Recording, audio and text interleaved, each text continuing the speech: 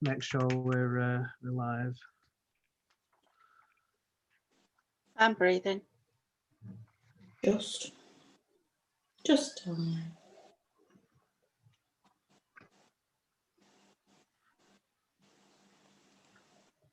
Has anybody got the YouTube up?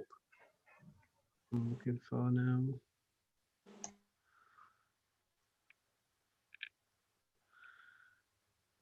Yes, we are. We are live, I think. I just make sure that they can hear us. Yep. Okay, ready to go. Welcome everyone to Barnoldswick Town Council's full council. Got a bunch of stuff to go through today. Welcome to anyone on the live stream. I'll keep an eye out on chat ready for the open forum, although there's not many people watching. First off then, apologies for absence. John Rose Parker, Mike Pierce, Ken Hartley, Jane Mills, Marjorie Adams, Emma West. Thank you.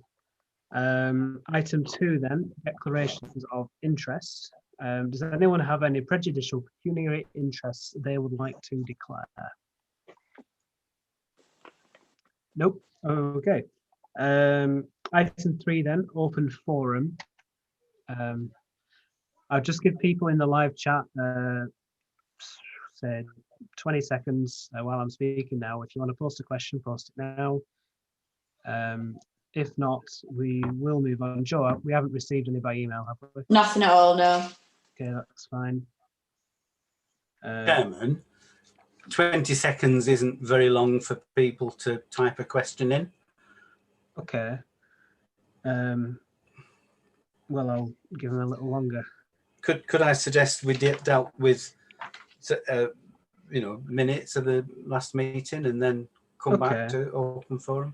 Maybe in future we should move open forum to the end of the agenda or somewhere in the middle. Anyway, minutes of the last meeting then.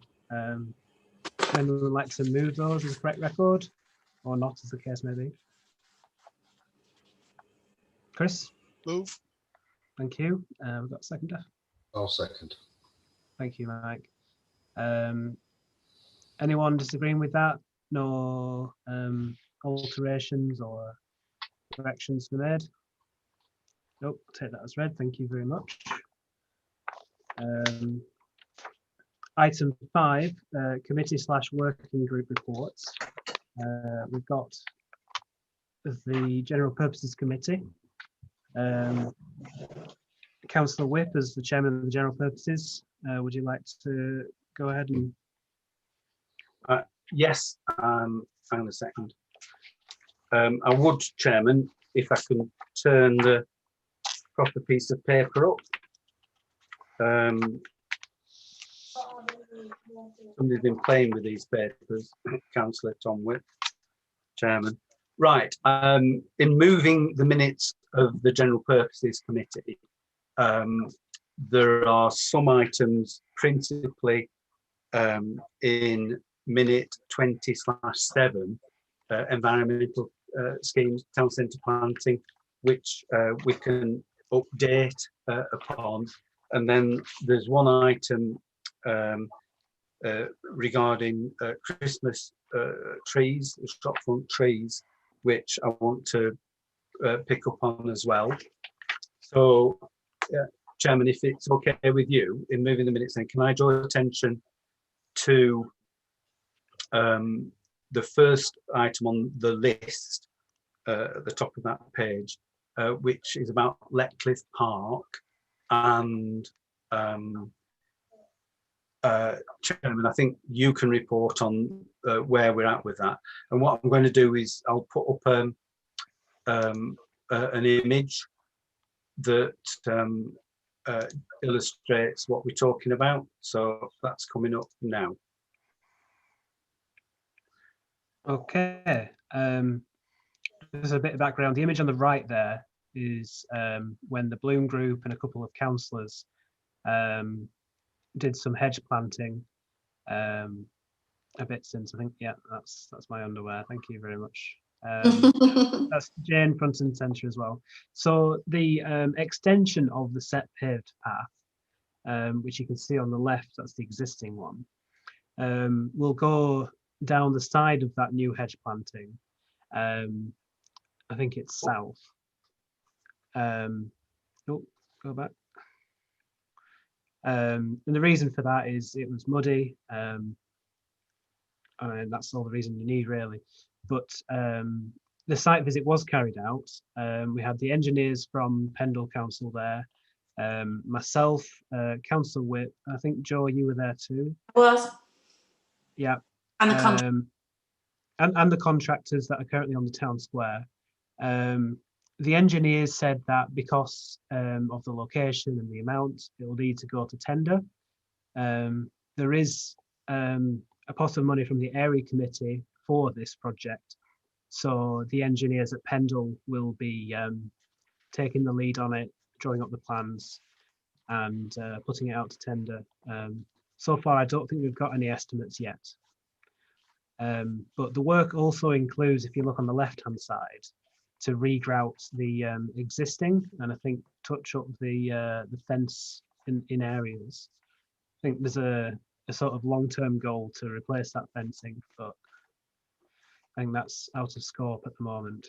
And you can see why. I mean, it's a jungle at the moment. Yeah, I think that's everything on the set paved path. If you move on Chairman, Chairman, the area committee has allocated £4,000 towards that scheme. So, I mean, I don't think anybody knows what it's going to cost us yet, but you know, clearly there might be a call on the budget that the town council holds for environmental schemes to top that up.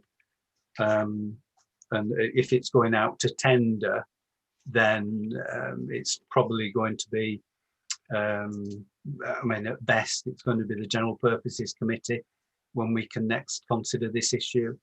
Could I suggest that if the General Purposes Committee doesn't already have delegated authority to make a decision following tenders going out and coming back in, that we grant authority to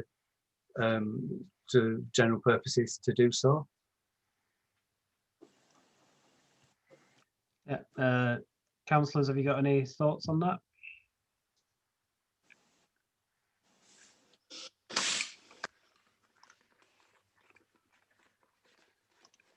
Sorry, just clarify that we're giving permission for the General Purpose Council to dip into the council pot, so to speak, top up. Yeah, I mean, I'm not absolutely sure. I think that there's a general authority for committees to agree expenditure as long as they are within the agreed budgets. So, in other words, there's a budget for Barlett Pride environmental schemes. I think I can't remember how much it is. It's 16,500 or something like that. So the work will be paid for out of that. And I think Joe can advise us as to whether, you know, so within the existing financial regulations, my purpose was belt and braces to ensure that we give delegated authority for the General Purposes Committee to agree additional funding as necessary in order for this work to go ahead in a timely fashion. But it might be that we don't actually need to do that because that might be written into the financial regulations anyway. Oh yeah, I'm fine with that. Okay. Should we move on to You take a vote, don't you? Tom? Well, you were nodding along to it's already in the regulations. All right. So I'm not a vote, right? Sorry. Yeah. I mean, if they already have the powers to allocate that money, should we need extra? I'll just put defer to GP. Well, no, it's delegating to GP. No, because GP already have authority, don't they? Okay, That- I won't mention that's that one fine again then. I will double check tomorrow, but I'm sure. Well, yeah. Well, I mean, the thing is, if we've got to wait until the December meeting, it's October, November, December. We've got to wait till the December meeting. You know, we're going to be expecting this work to be carried out in the middle of winter, which isn't the best time. We should have So, In all fairness, the members of the GP are members of the town council anyway. Yeah. So it would only get passed on a vote in the town council. So yeah. it's pointless. Are you moving on, Chairman? yes, I'll move on. Thank you. So the- You can the- go the to next one- slide. Is the mill race on Valley Gardens, and again the chairman has been taking the lead on this, so he can speak to this better than I can. So pictures you're looking at now is the areas that have already been dredged near the bottom of the mill race. We had a site visit with Ian Holgate, one of the people who sort of looks after the park in their spare time. And he reported a leak to us. We said, okay, we'll get it sorted. So this is the sort of second part of the works. The first part was they drained it all. This second part, the dredging out, but importantly, leaving in the planting, which is supposed to be there. And then the third part will be regrouting to stop the leaks. So I think if you go on to the next slide. Yeah, so that on the left there is where I think the leak is at the moment, a bit further to the left. But those are the contractors there on site scooping out all the muck. They should be done fairly soon, I think. And then there's on the left a mushroom in the park. I thought it was a bit of colour. Yeah, so that's the update on that. There is capital from the area committee again for this project.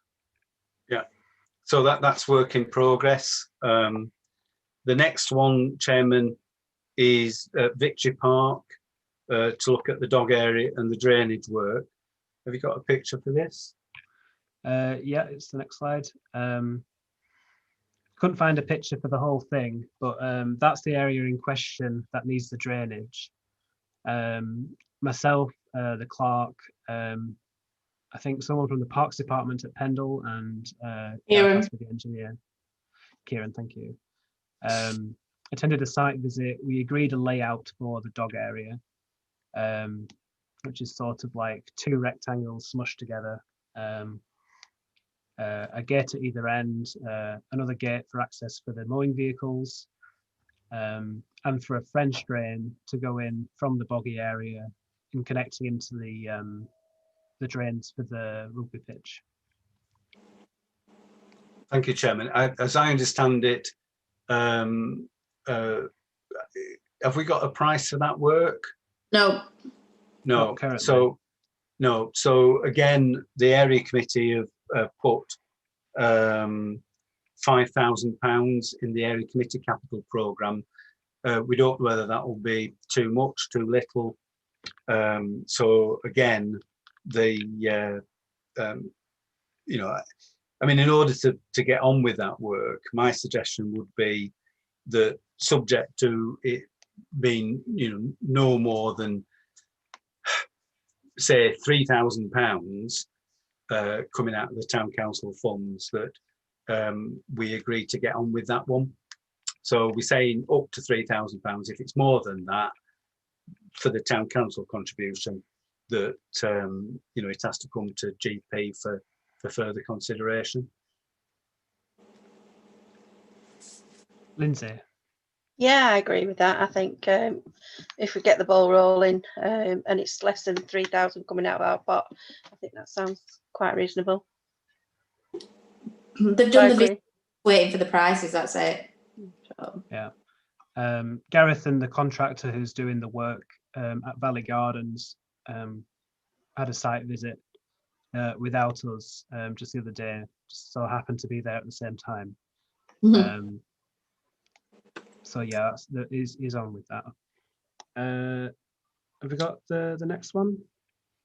Well, we've not got Ah. a picture for this one. I put that in as a placeholder for you to find one. Well, yeah, just but imagine a really bad road surface that we own at the Greenfield access, the bus turning circle. That was built for United Utilities. They pay rent for it. So really, the money for that, they've been paying in over the last decade or so. And we should keep up our end and maintain it. Engineers have done an estimation for the cost. I think it's just a case now of prying the money from Pendle Council. Joe, have you had any progress with that? No, it's you that they were replying to. Right, I haven't got any replies from anyone at Pendle. Here's Pendle. well, Joe, I think you were copied in. Yeah, I have got copied in from Tom's. Right. Well, I mean, can I further report that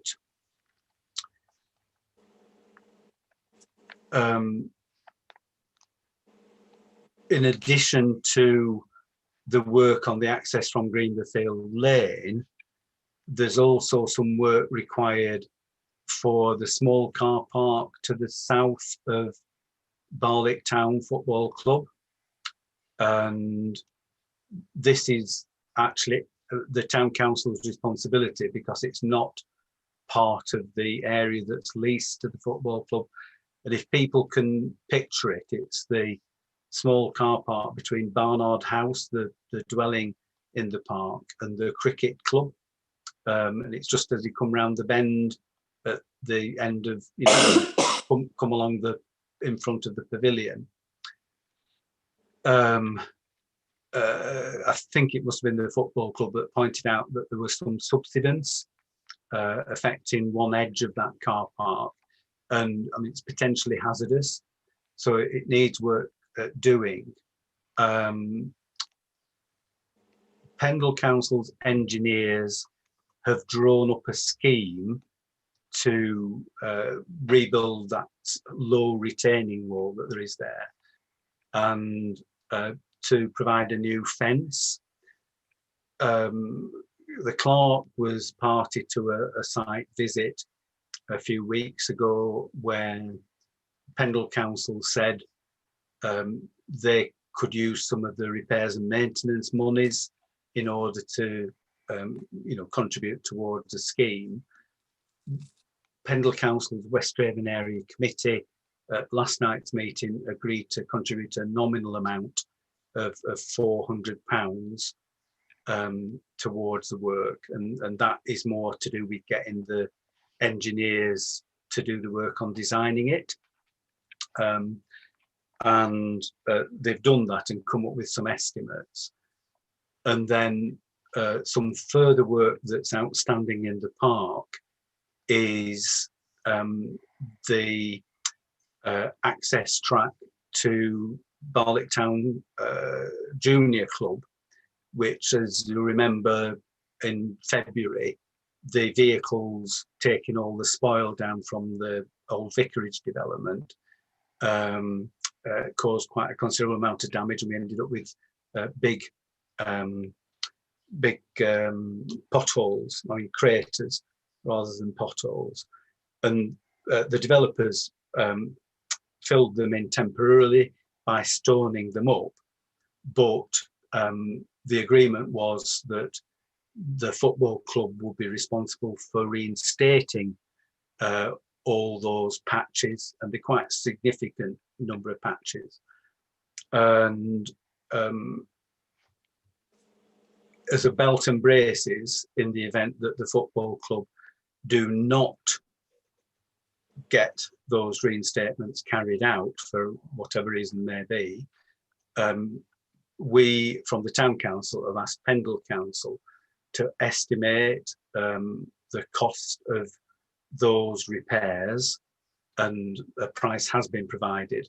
for that. And in addition, the engineers have also priced for an overlay on top of the patches, so that we've got a surface that is more long lasting and the like. And the suggestion is that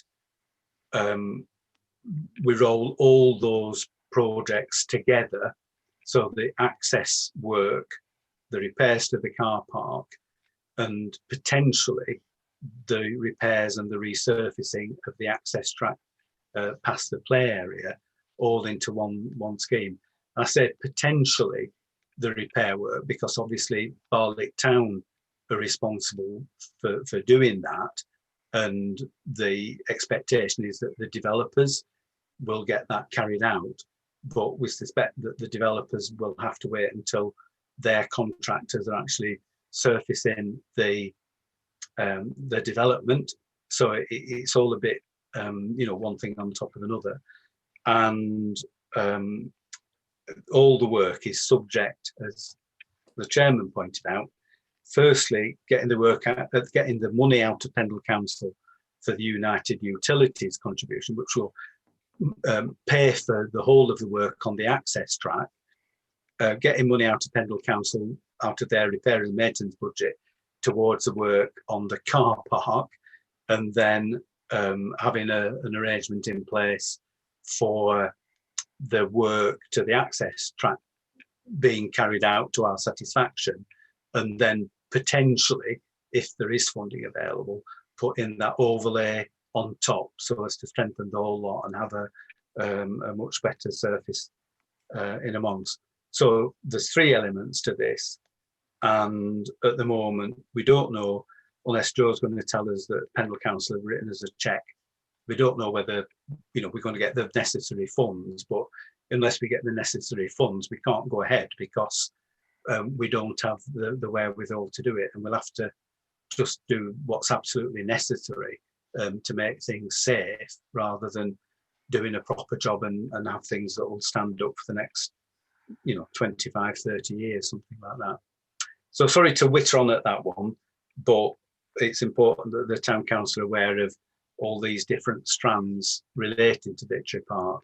And I don't think there's a decision to be taken at the moment, unless Joe says that she's got the payment that United Utilities made. No, I'm sorry. No good news. In which case, I think we're noting that. And I would suggest, Chairman, that we do delegate authority as necessary to the general purposes to take this forward, depending on how things develop in the next month. Yep. So I'll second delegating authority.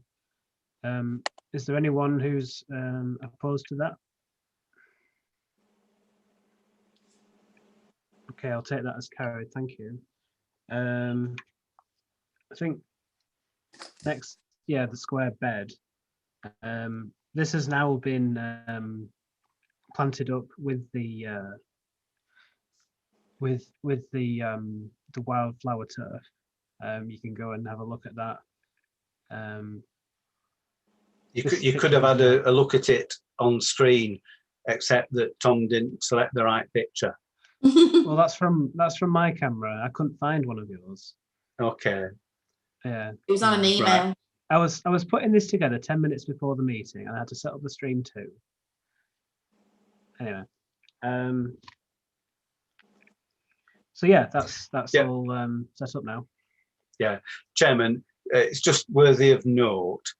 This little bit here is the previous maintenance access. There's a small fence being put there, and the intention is to plant that up so that the pen is enclosed completely, and there'll be some sort of sign that says warning dangerous animal, don't come in and get tucked, as it were. Is there another one? No. Yes. I think no. That's all for no. That's later on the agenda. Okay, sorry about that. Yeah, that's Um, all for GP.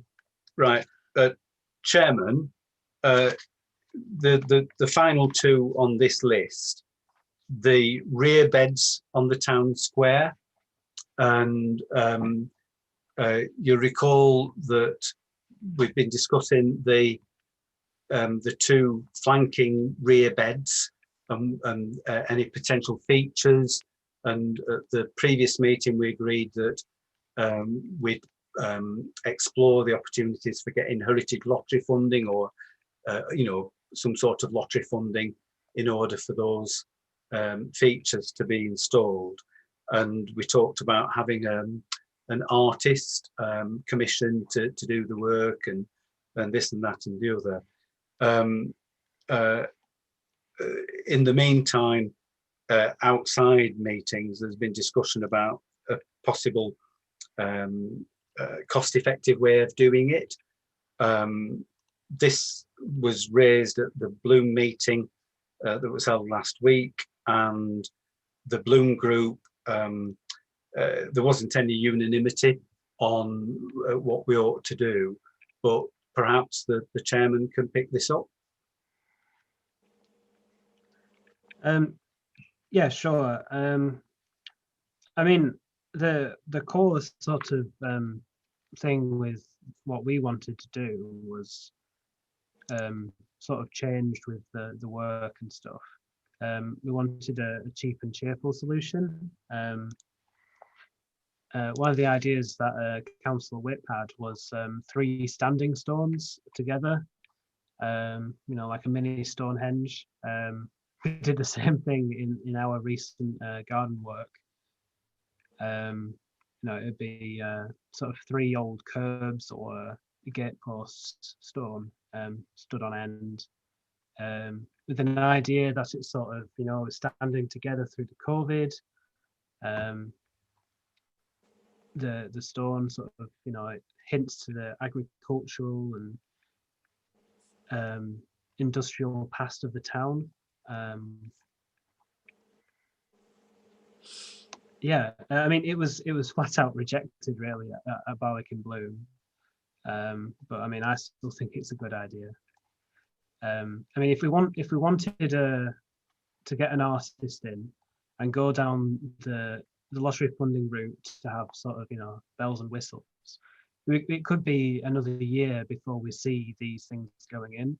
By that time, the contractors in the square are gone. We'd need to pay more for them to be installed.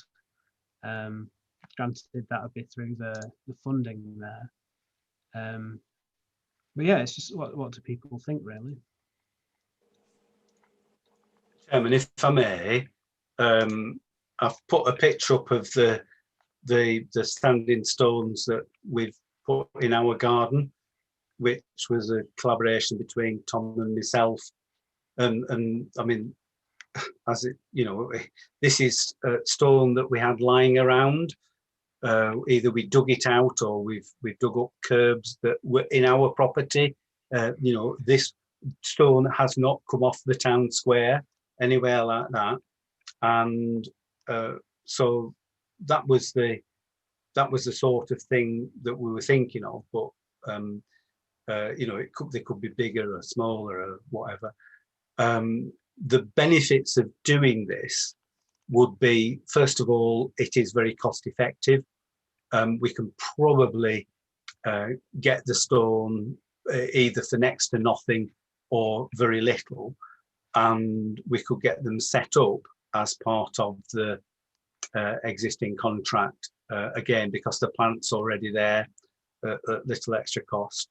And then the features would be in, and the soft landscaping could be done around them next spring, and job done. Whereas if you wait 6 months to get funding and then get an artist and then get a scheme, you could be looking at, as Councillor Tom Whip says, you could be looking at 12 months before anything's done. And then are you going to dig your planting up? So I mean, I'm not as precious about this as Tom is, but you know, I just think it's an effective way of doing it. I think it looked quite good.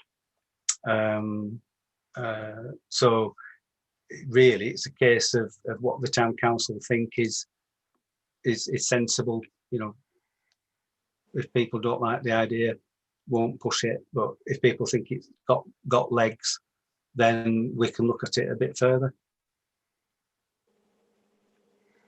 Jodie. Is it possible that there'll be any of the materials left over from the old town square that you could use? Chairman, I don't think there's anything, you know, if you're doing standing stones, then, you know, like you're looking at curbs, the contractors at the moment are trying to find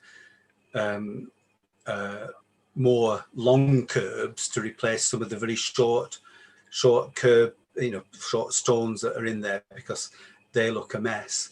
But you'd be looking at, you know, perhaps old jorms from window surrounds, or, you know, maybe gate posts, that sort of thing. There's nothing actually on the square that would suit, and I don't think any of the former co-op building is anywhere that we could find. All that went 30 odd years ago, so I don't think we can, you know, use stuff. We have seen some jorms from a local mill demolition, which might do for part of it, but, you know, in the absence of, you know, any feedback, positive or otherwise, I haven't approached the owners to see whether they'd give them as for note, but that's a potential perhaps. Did we miss out on the stone that we were offered from the old Masonic Hall? Well, Vicarage. Yes, we did, and it was because COVID-19 came. I'm not sure whether that would have quite suited, because when we looked at it, it was there weren't like window frames all in one piece. They were all in masonry blocks. So, you know, without tying them all together in some way, they couldn't have been set up in how I'd originally envisaged it, as, you know, like a window sort of thing. So with lockdown, it just passed us by anyway, and whether they would have done, I'm not too sure, to be honest. Councillor Whittingham. Sorry, I think I've got a couple of lintel stones knocking about, quite substantial ones, that may well be donated, providing they're not wanted by another member of my family that used to have the house before me. So I've got certainly two lintel stones that are quite substantial that would do it. Providing they're not wanted, they could be donated. Councillor Gaskell. I've got a concern. It's not going to be like a little bit of a stepping stone for children to stand on and jump on the flowers, though, is it? How's that going to work so that it's not? So it will be positioned in the bed itself, and you know, they'll be of a height that little kids wouldn't be able to get on top of, I think would be the answer to that. And secondly, can I just say, is there anything that Rolls might be able to give us, seeing as though they're getting rid of thousands of people? Maybe they could give us a stone as well. Not like a Medusa situation. Yeah, something like that. I did originally think, you know, a fan blade might look cool, but I doubt they'll happily hand one of those over. Chairman, I think the difficulty with the fan blade, because we did run over this probably 12 or 15 months ago, is that, you know, a titanium blade would have considerable scrap value, and it might not last very long. Whereas a bit of old stone that, you know, it's a broken lintel or whatever, you know, wouldn't have the same cachet.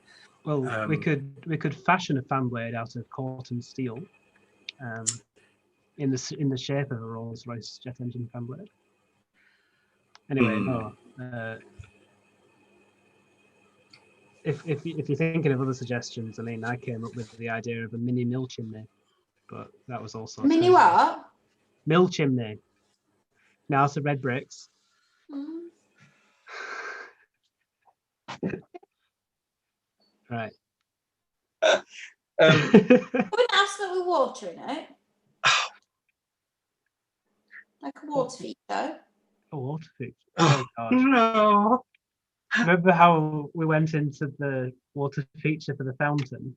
Legionnaire's disease and all that sort of wonderful stuff that you've got to invest in. No, it's okay. It's Yeah. not that through soil and people aren't going to touch it then, are they? But you won't be able to recirculate it if it went into the soil. Not into the soil, into like a bucket still. Yes. I see what you mean. So you don't have a trough to actually get. There's the no water like, from. yeah, there's no physical water to touch at the bottom, but it's cascading down. I Yes. have a feeling it'll still be. Yeah. Yeah. Chairman, Right. if you want to do that in your garden, that's fine. And I mean, we've made two for Well, our I own wouldn't- garden. I wouldn't comment on that. Okay, I'm not going to go into. You need the- planning permission for water pumps. Oh yeah. Yeah. Wow. Okay. Okay, right. Well, I won't mention that then. But you can do what you want in your own garden.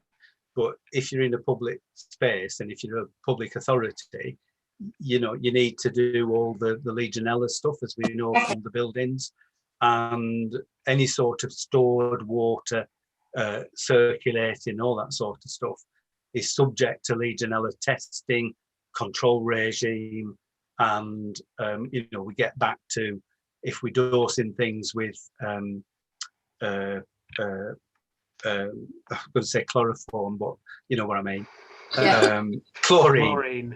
If you're dosing it with chlorine, you can't then discharge that to the drainage network, and so you end up with a huge millstone.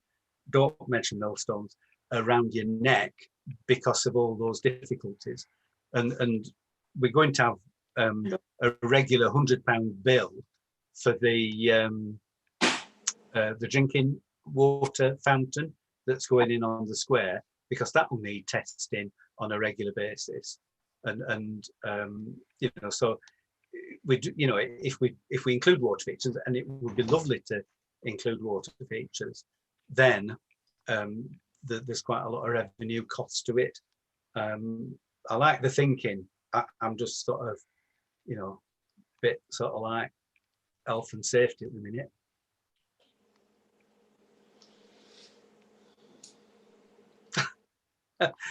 So, Chairman, you are pressing this issue of whether the you know, the standing stones have got any legs, to put it one way. Yeah. I think what you're asking is does the town council think it has got any legs, and if it hasn't, you know, just drop it, go down the route of seeing whether we can get a grant, getting an artist, spending time consulting people. Yeah. I mean, no doubt, Chairman, you'd put forward the standing stones as an option, and you know, sort of at the end of the day, we might end up with standing stones anyway, because that was thought to be the best thing to do, but Yeah. who knows?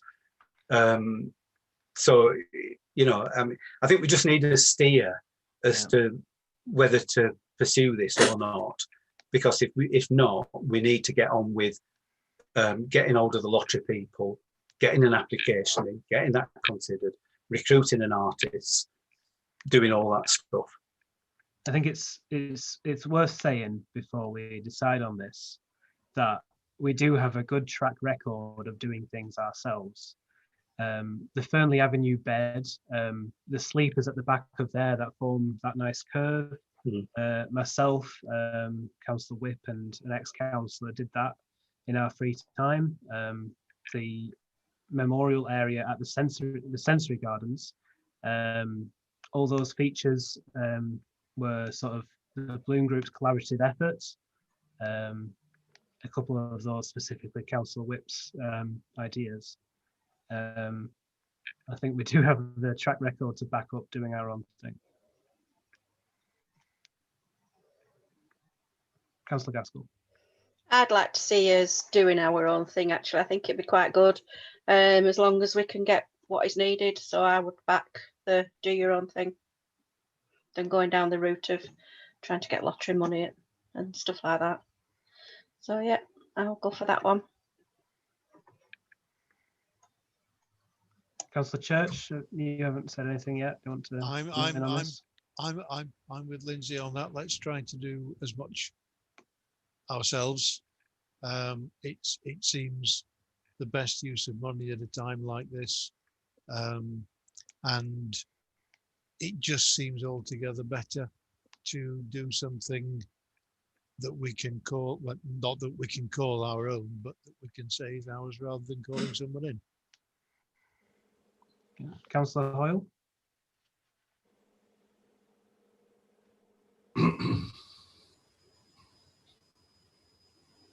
Yeah, I agree. Something creative of our town. Thanks. Councillor Whittingham. Sure, completely agree. Like I said, these two lintels are here, so they might be used for some. Might as well be used for something. Excellent. The less money we can spend on it, the better, obviously. Yeah, thank you very much for the offer. Chairman, still on the town square, the other issue on the town square is the Bill and Ben planters, the tower planters. And you recall that the town council agreed previously to including an irrigation scheme within the two tower planters, so that the water supplies that we've got to the beds, they can be plugged in, and the Bill and Ben planters can be, the tower planters can be irrigated, not quite automatically, but much easier than people standing there for half an hour with a lance in hand and watering manually. So Bill and Ben have gone off on the jollies after the Bloom Group emptied 3 tons of material out of them, and they've been shot blasted. I'm not going to put a picture up of them having been shot blasted because it's rather embarrassing, but nevertheless, Ian Nutter and myself are not being called Bill and Ben for nothing.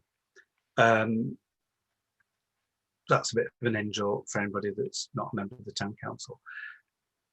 They have been shot blasted. They are at Metalcraft Engineering, I think that's the business name, who submitted a tender for the work to refurbish them, and I think put the irrigation in, but I can't remember on that one.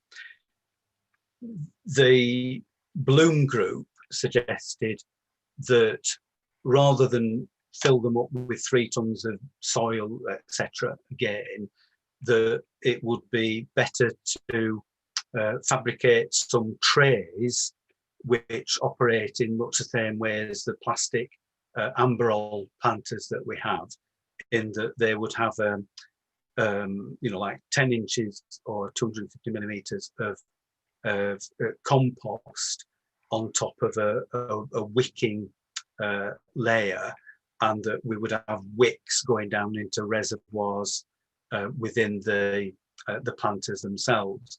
The benefit of that is having plugged the water supply into the system and turned the valve on, they can fill up automatically. There's a saving in terms of the fill material. There's a reduction in weight, so they're slightly easier to move, and the plants themselves would be more reliably watered and last better, especially when you've got really hot weather and those top sections are baking in the hot sun. So there's quite a lot of pluses to doing that. The cost of doing that is unknown. Chairman, you drew up a sketch scheme which you presented to the fabricators, and they're looking at that. We have got budget to do work, but there isn't authority to do the additional work which has been inspired by the suggestions from the Bloom Group. So I think the Town Council needs to do two things. Firstly, work is underway on the planters as we speak. It's no point finishing that work and you know, putting a fresh finish on the planters and then starting to chop them about and put the new bits in for the reservoirs and the trays. And secondly, the planters are with fabricators who submitted a quotation for the original work. So if there's agreement that we should proceed with the trays and the water reservoirs, we need to authorise that work. Secondly, given that a fabricator already has the planters in connection with the previously approved scheme, it would be necessary, in my view anyway, for us to suspend the appropriate financial regulation in order to award that work to the contractor who has got them at the moment for the other part of the work, and subject to a reasonable quotation being received for that work to be carried out. I don't think we can leave it because the contractor, the fabricator, will say, right, well, if you're going to leave these here and you know it's 2 months, we're going to charge you rent because they're not small, and clearly, you know, we want to get that job on. So my suggestion is that we should authorise the work, that we suspend the appropriate financial regulation to award the additional work to the contractor in question, and that be subject to receipt of a reasonable quotation for the work. If we don't think it's reasonable, then come back to the GP committee in a month's time, or the full council meeting in 2 months' time, and reconsider the matter. So can I so propose? Yeah, I'll second May. that. Thank you, Councillor Whittingham. Does anyone disagree with what's been said in that very long spiel? Nope. Okay, I'll Right. take that as carried. Lucky we And finally, well, perhaps it isn't finally, because I think the shop front trees are on here as well. But the last one, the bus stop on Station Road. I think it was Councillor Whittingham who, at the last full council meeting, expressed some concern about the way that the tansy had taken over, and it was all fennel and tansy and nothing else. The Bloom Group considered that suggestion at one of its last meetings, and subsequently took out all the tansy and the vegetation. However, in doing that, the Bloom Group considered that the bed did need a full renewal, the details of which they're still working on, but there were two principal suggestions in terms of how it might be renewed. One of them was to have some planting around the memorial tree that's in the middle of that bed, and have a grassed area around that. And the other was on the lines of having a cottage garden type scheme, which would be low growing, more in keeping with the area, but still provide plenty of food for pollinators which was the purpose of developing it in the way that it was with wildflowers in the first place. That was considered at the last Bloom Group meeting. The Bloom Group have parked the exact proposal of what would be done with it, but are suggesting that the existing soil that is there, which now has quite a heavy burden of tansy seeds and fennel seeds and teasel seeds, should be taken away and replaced with decent soil. And that can be arranged through Pendles Parks at little expense. The suggestion from the Bloom Group is that the material taken out, which does have value in terms of wildlife and diversification, should be placed against the wall on part of the town green, so that there'll be a diverse area there. It has to be said that when people have been working on that bed, there's been foragers and people who are very much in tune with the natural environment who've come and said, well, this is really valuable stuff, you shouldn't be getting rid of it. So the consensus was to take that material elsewhere, to allow that vegetation to carry on growing in an area that's not as sensitive as the one that we currently habit in. And that is the recommendation from the Bloom Group. So it is put in front of you at tonight's meeting, Chairman, in order for the Town Council to come to a view, hopefully in a positive fashion. Thank you, Councillor Whip. I don't think you mentioned the reasoning for switching out the planting is because the overall setting of the bed has changed. It's no longer have the grassy areas next to it. It's been flagged. There's a fountain there. That's going to have very formal planting in like it usually does. So overall, the feel of the area is different, and the planting there should reflect that. Councillor Whittingham. Thank you. First of all, I welcome and thank you for the Bloom Group for taking that into consideration. I really like the idea of a cottage garden type thing in that area, and the reusing the existing soil elsewhere would be great. That was the whole point I was getting across in the last meeting, that sort of thing is fantastic in the right place. Where it is now, it probably isn't suitable.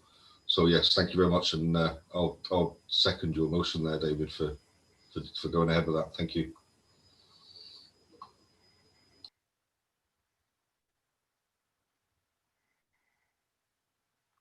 Everyone happy with that?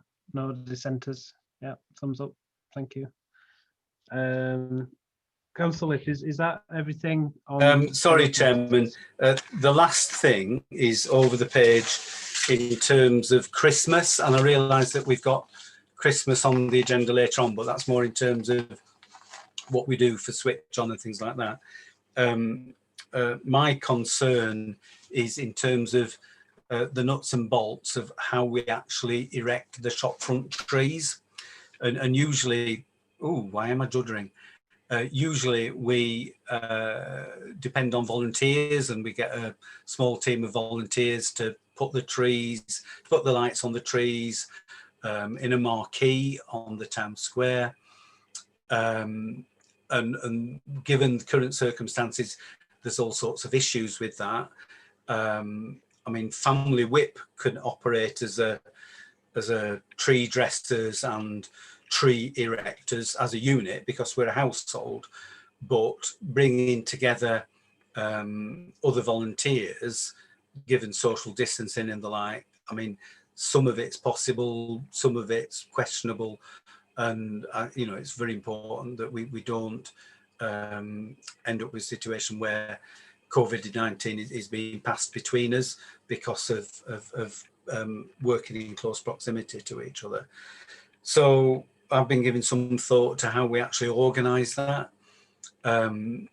Family Whip volunteering the chairman and volunteering Alison Whip. We can do quite a few of the town centre trees, you know, actually physically putting them into brackets, you know, going up the ladders and doing all that sort of stuff. But I think it'd probably kill some of us, not Tom, but me, if we did all of them. So I don't think that's possible. And so I was thinking in terms of that part of the operation, whether we could get such as the contractor that does the hanging baskets, whether we could get him to perhaps assist, and you know, he deals with the hanging baskets, putting them up and taking them down. There'll be a bit of flexibility within the funding for the watering, because we've actually stopped the watering a little bit earlier this year, so there'll be some scope there to make a payment. And the second thing that we're thinking of is whether we could actually get the contractors to do the Christmas decorations, you know, on the lampposts and the like, to do more than they currently do in terms of the shop front trees. Currently, we get them to do a block, which is very high level, pro bono. I mean, obviously they make the money on the other stuff, but you know, we get them to do a block free of charge. We can't expect that sort of arrangement, but you know, it's another possibility. So just to put it in people's minds, you know, these are the sort of issues that we're having to work through, and you know, just flagging up that, you know, there might be some payments to be made in order to get third parties in to do some of the work that would normally be done by volunteers. That's that bit of it.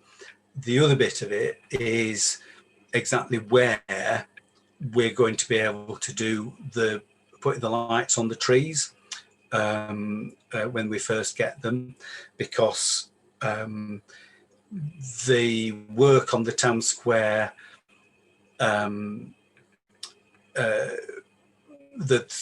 work on the town square will be the last thing that the contractors do. And you know, that, given that they had 2 weeks of delay early doors, could push into November. And if that's the case, we can't have the marquee set up in, well, we can't guarantee to have the marquee set up in early November. It might be that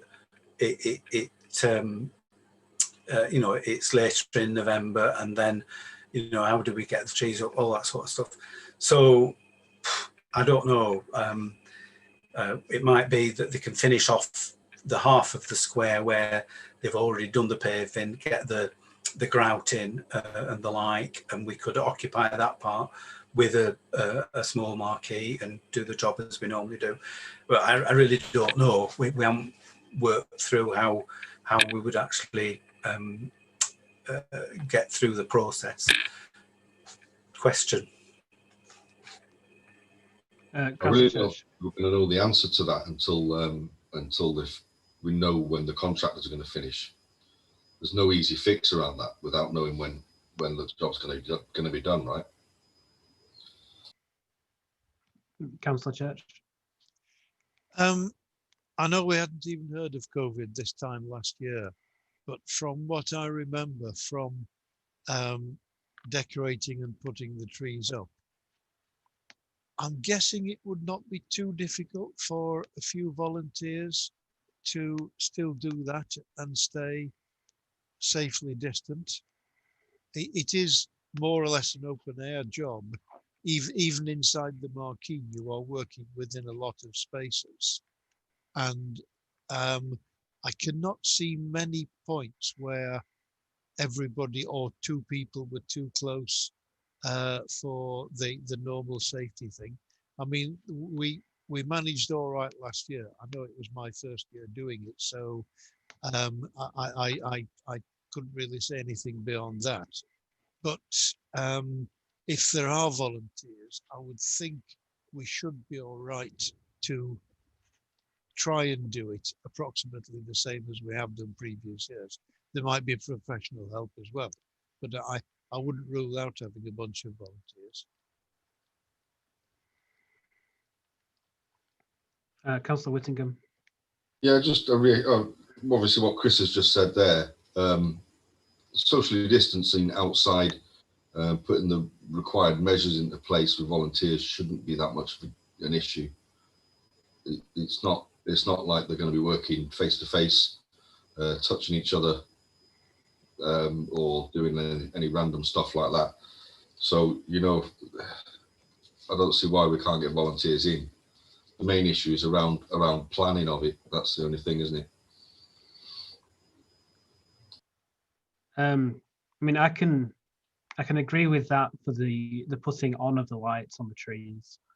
I don't think it's really manageable for putting up of. You know, you're passing the trees to each other.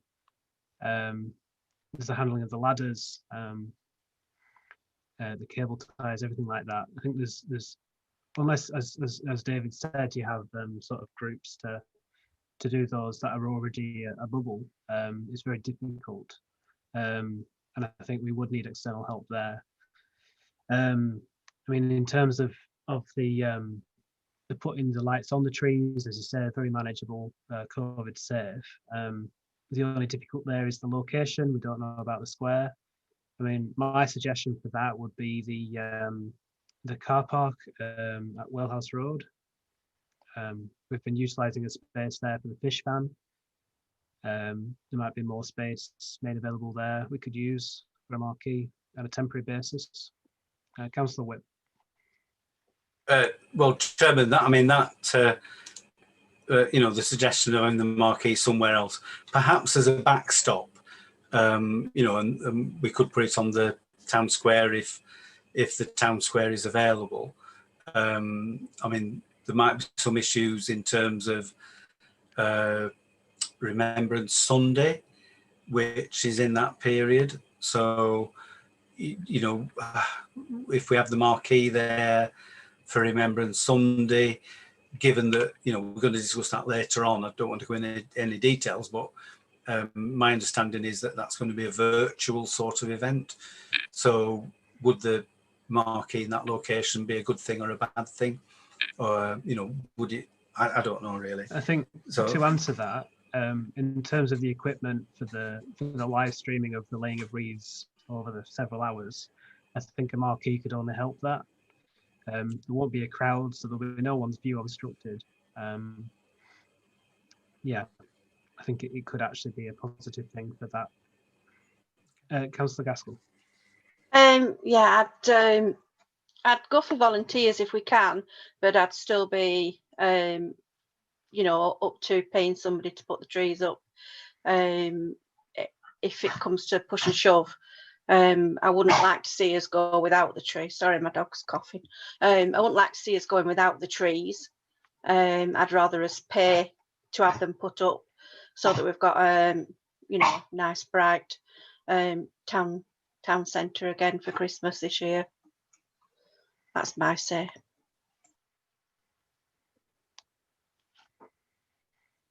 Councillor Hall, you haven't said anything recently. Anything to add? I'm trying to get everyone sort of involved. You're not getting away with it. You are muted still. You'll get there, don't worry. There we go. No, my tablet's a bit slow, so I struggle to take my mute on and off. I'd go with, obviously, having the marquee near the cenotaph isn't a bad idea if we are going to need it for other things as well. And obviously, if there isn't space on the square at the time, it is a really good idea. And I've no objections to paying someone to put them up because I won't be getting up ladders. I think the only concern that I've thought of since is we don't want to be obstructing where the fish ban parks.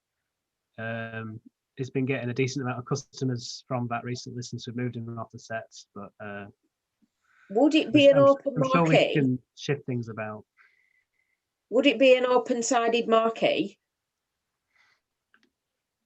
No, I don't think it would.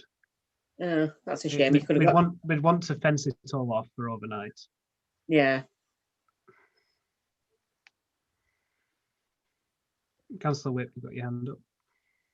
Chairman, I think if you know, we need to go and measure up and see what we could do where in terms of the war memorial area and the land adjacent, and you know, there'll be pluses and minuses to, you know, different configurations, but I mean, it sounds like a good idea, and it sounds doable, so let's see whether we can run with it. And if the fish fan, you know, has to move slightly, and if we have to create some temporary disabled bays in order to replace any that are out of action, you know, that's all doable. But I think it depends on, you know, going up, having a bit of a measure up, seeing what will fit and how we can do it, really. But it sounds like a good idea to me. Okay. I think any more on the logistics side, we could wait until the events item later. I think the key thing here is, are people okay with provisioning for the putting up of to be paid for by someone else? Yes. I mean, yeah, says Lindsay. Yeah, Got no if need be. Yeah. Okay. Councillor, is that everything on GP? Do you want to It move is, that? Chairman, and with those few comments, I move the minutes. It's only an hour. You move the minutes. Do we have a seconder for that, please? Oh, look at that. Rising to the occasion. Thank you, Councillor Whittingham. I think everyone's okay with that. Yes. Yep, thumbs up. Thank you. Item 6 then, finance. To confirm approval of payments made by the town clerk to the council since the last meeting of the council, and to delegate consent for payments to be made prior to the next meeting of the council. So we've got the budget and the spend and the payments. So does anyone see anything odd here? Any sort of holidays booked to go to the Caribbean, or nope? If there are, I want in. All I'll take inclusive. them. You can carry my bags. Okay, That's so fine, I get to go. Councillor Whip, anything on the payments? No, Chairman. We've got this new auditor, and I'm sure that the auditor, given the detail in which they've gone into the accounts, would have spotted a penny out in terms of the expenditure, and of course these are scrutinised as and when they're made. So I've no hesitation if somebody's already moved it in seconding. And indeed, the auditor did pick up pennies in the VAT unclaimed. Can I just say, Councillor Whip, that I'm not right happy paying towards Corona, third one up on the sorry. Oh yes. Our gas supplier. What a name, eh? Seems like a conspiracy to me. It's a problem when I try to log in to get the bills because it automatically gives me every bit of data on Corona. Oh, brilliant. Are our tenants okay with that, knowing their predispositions? I haven't asked him. Okay, so we got a move by Councillor Whip to approve that and payments to the next meeting. Have we got a seconder? Thank you, Councillor Gaskell. Everyone happy with that? Yep, okay. Moving on then to item B of finance, to consider a revised budget for 2020/21 due to the reduction in income due to COVID-19. Joe, do you want to just provide just a quick rundown before we go into I will. Obviously, I'm going to first tell you about Civic Hall. We got the £10,000 grant, which is why the Civic Hall income has been put back to normal, because I'm quite confident now I can get it back. I also have spent today getting bills for the pavilion, last year's pavilion bills. So I've invoiced Pendle for those. And also I've asked David a question, but he's probably answered my work one. The gas bills are in the basement at Civic Hall. Historically, Pendle had been paying them, but when I've looked at the contract, LCC should have been paying them. So we've paid out for the last 4 years from the town council account for the basement's gas bills. I've just sent them a £9,300 bill. So anyway, so that's that. So I'm quite confident that I can get the income back to where it needs to be, if not better than it was before. And then obviously I've made some adjustments going down to some of the budget headers, the Christmas decorations because of the repairs. I've written on the bottom what I've changed anyway in the bit between expenditure and income. So I hope it's self-explanatory, but I do think I can make the figures balance at the end of the year. Thank you very much. Councillor Whip.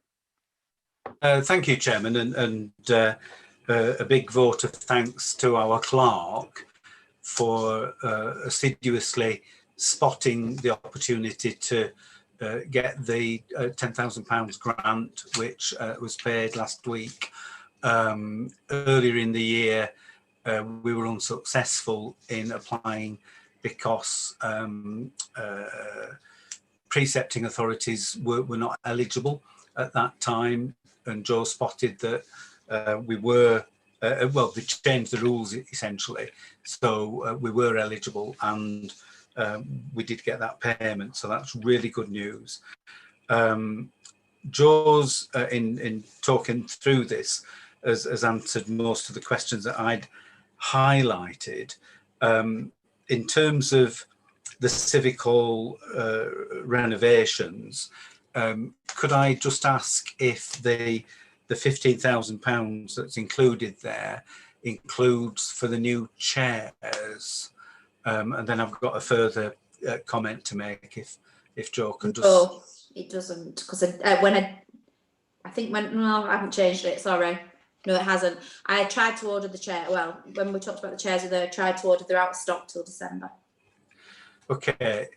Chairman, could Joe give us an indication of what sort of cost we're looking at there? 60 at... I can't get my emails. 1 minute. I think it's about £1,000 for 60. I haven't gone for 100, which is what we have at the minute. But I don't think when you have 100 chairs in there, it just looks cluttered. And it's very rare that the room would need more than 60 chairs, well, 100 chairs, because there's already 40 in the other room. Okay. Chairman, in the light of that, and Joe's already included the 10,000 income, which is included in the bottom part of the figures. The other question that I had really was around the suggestion that the backing Bartlett budget, which is the budget that we have for promotions, we set that at £10,000 when we did the budget back in February. Joe's suggesting that we reduce that to £5,000.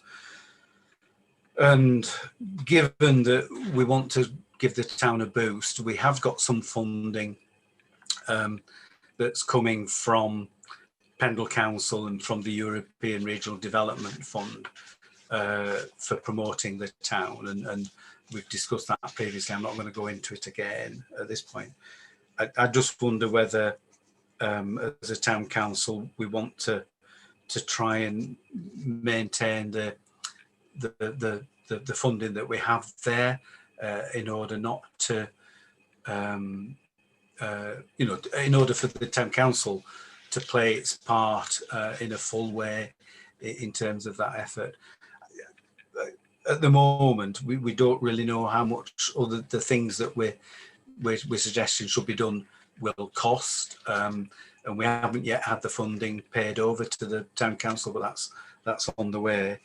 In the light of what Joe's just said about not having included the funding for the new chairs in the refurbished ballroom, I'm a bit reticent in suggesting that we do keep that at £10,000. I think, you know, we have to accept that it's a reduced amount of money for the time being. And then I'm just wondering in terms of the funding, if we get the back pay from LCC for the gas costs in terms of heating of the basement, clearly we've got enough funding in that to pay for that. So could I suggest that we agree the revised budget as set out, subject to review at the next meeting, which will be in December, and we'll know more of the other information around all of this, and subject to the outcome of the payment from Lancashire County Council, and the amount that we've got in for voting Barn Oldswick is reviewed as part of that process. And so, you know, if we need to increase that amount and we've got the money from the County Council, we'll be able to up that figure back to whatever it needs to be. Or it may be that, you know, we can live within the funding that is allocated in this revised budget. So I move the revised budget to set out, subject to those two provisos. Do we have a seconder for that? I'll second that. Thank you, Geordie. Yeah. Is there any other comments there? Any people dissenting from the motion? I think, Chairman, it's just worth noting that this involves a reduction in expenditure of some £65,000, which is, you know, the impact of what the epidemic has done as far as the town council is concerned, and you know, given that, I mean, we've got a significant budget, but that's a huge proportion of the budget that has gone out of the window because of the epidemic. And I think all power to Joe's elbow for managing the finances the way that she has, and not having a holiday in Bermuda or anything like that. I wish. And just to lighten the mood, the second cat of the meeting has arrived. I'll just mention there is someone utilising the live chat, and they did say welcome to the cat the first time round. They've also got a comment for a later item, which I am going to accept and I'll read out later. But next is the installation of globes on the town green. Councillor Whip, I believe you've got a slide for that, just to give a bit of context. Yeah, I'm just trying to get it back on again now. I can't get it on full screen, Chairman, so apologies. But there we go. Somebody will tell me how to get it back on full screen. There's looks like a sort of whiteboard on the bottom right of the page. Well, the hourglass generally, yeah, there you go. Yeah, so this was left over from the last meeting, I think, to just consider it. Yeah, you're not sharing yet. Oh, share. There we are.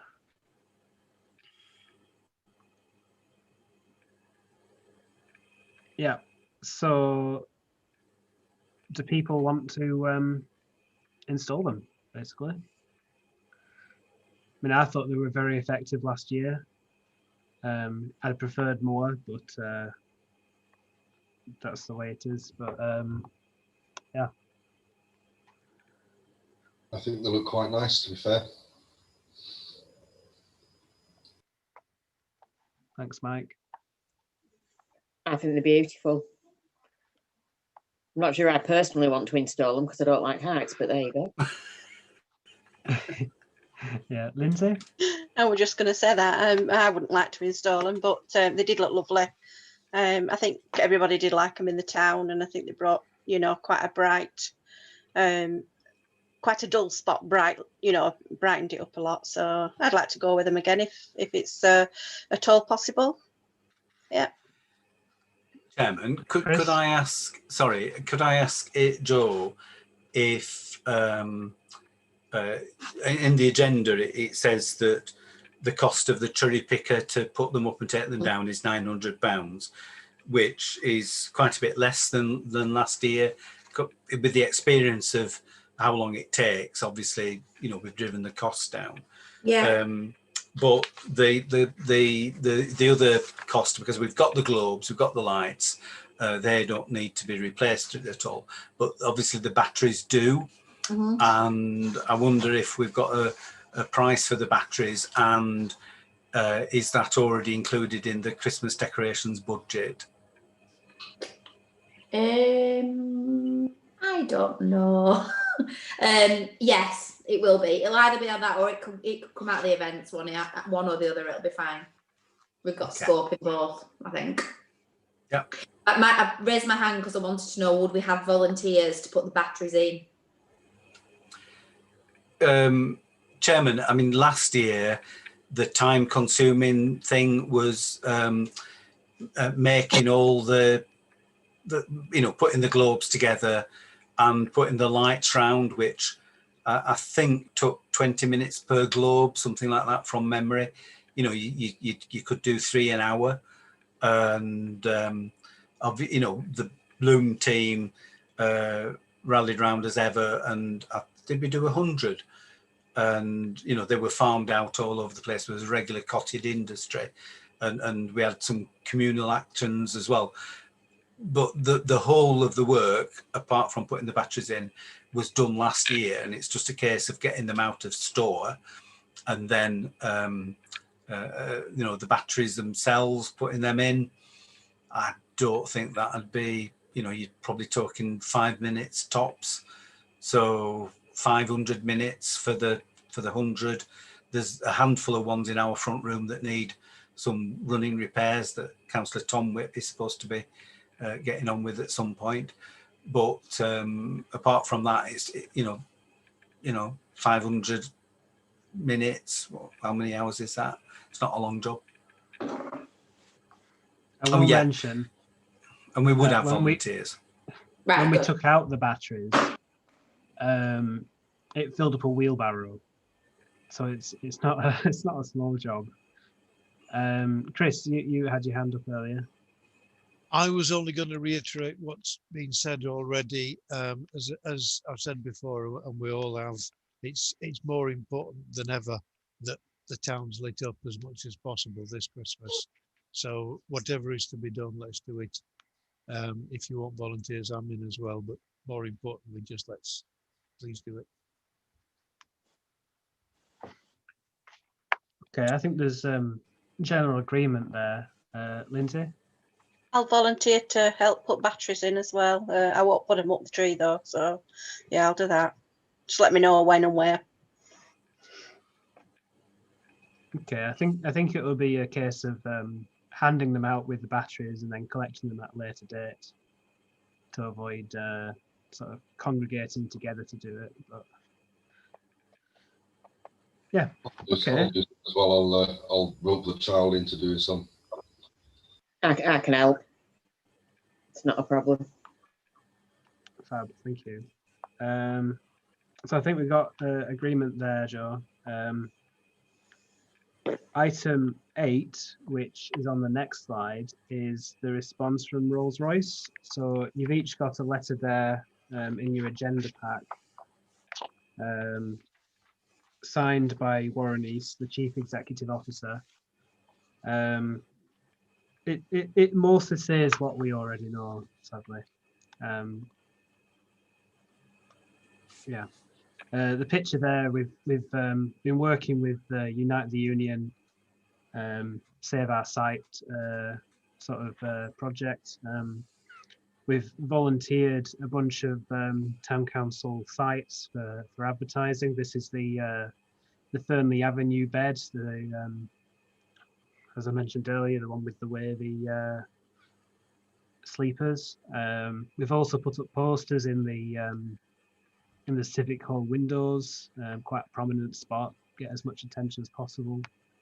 There is a petition. If you scan the QR codes on them or go onto the website, you can sign that. I'd ask everyone everyone watching to do so. I think it's so important for our town that everyone signs it. We do as much as we can to stop the offshoring, really.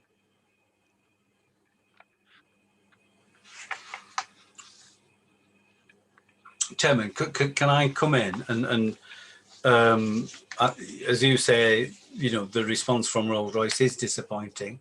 The fight goes on, and I don't think anybody is taking this lying down.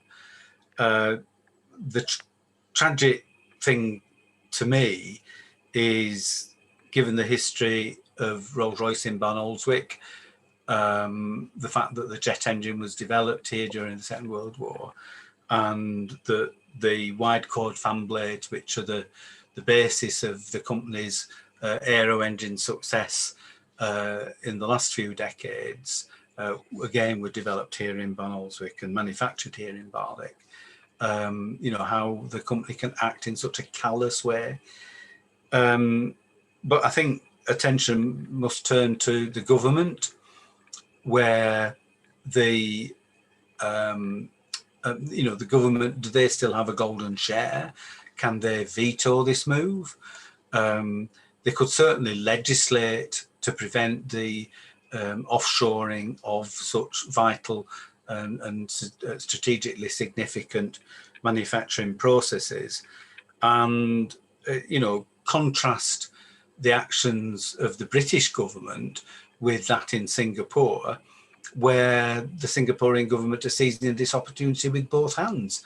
They are setting up a training program for aerospace with an ambition, a target of recruiting 13,000 trainees, 90% subsidised by the Singaporean government, to develop their aerospace expertise. And they're in the same global economy as Britain is, but the Singaporean government recognise an opportunity when it comes along, and it just seems that the British government, well, I mean, I don't think they recognise anything, to be honest. A bit shambolic, and probably shambolic is too mild a word. So it's absolutely crucial, and I think that we should forward this letter through to the relevant Secretary of State and say, and the Prime Minister, and say, look, you know, we are asking as a town that's having its heart ripped out for the government not to flog off the crown jewels to Singapore, to keep this technology in the country, and to ask that the government intervene to stop Rolls-Royce doing this. And I think that's entirely reasonable, and I think that's something that the Town Council, you know, we ought to follow it up now with such a plea and hope that we get a positive response. Perfectly possible. In 1971, the government stepped in, saved Rolls-Royce, and the golden chair and everything that they have stems from that. And you know, the government can stop this from happening, and they should. Very rightly said. Thank you. Would anyone else like to come in on I this? can't screen share when David's screen sharing. There you go. You should be able to now. That 1 minute. Oh, where's it come from? 1 minute. Just let me. I'll be 1 second. I've just asked Joe to put it up on screen for the benefit of anyone watching. I'll just quickly scroll through it. There you it go. will be available on the town council website afterwards.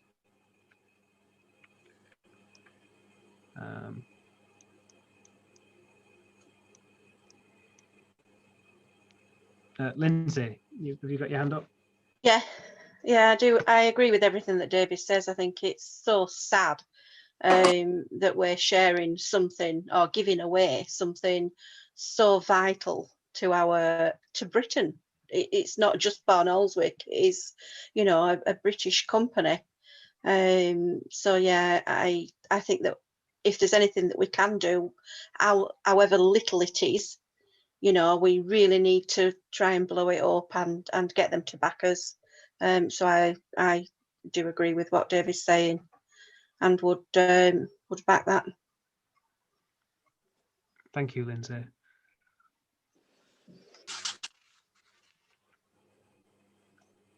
So we've got a proposer and a second there. Would anyone else like to come in on that?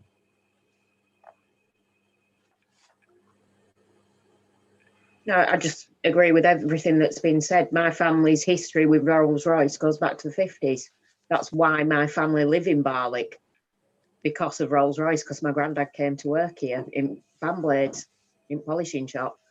So a lot of people are in the same boat as me in this town. It's the history of our families, not just the town and the reason that we're here. Thank you, Jodie. Jo, do you want to put it onto the next page? Oh, can I? Oh, there you go. Sorry. It's all right.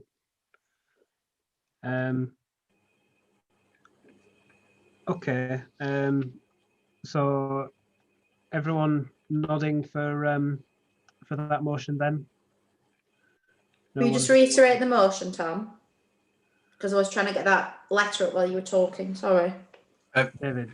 Chairman, what I was suggesting was that we forward this, and it appears from the CC at the bottom, to the Right Honourable Alok Sharman, who I think is the Secretary of State for Business and Industry. Not quite sure about that.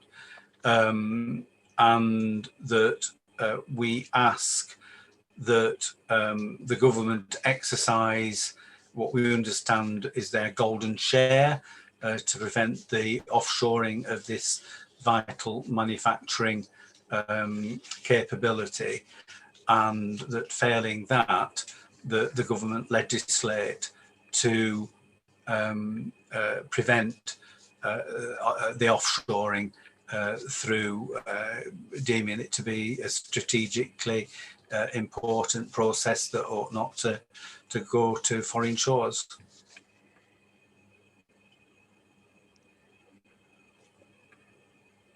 Thank you, Councillor Whip. Have you got all that, Joe?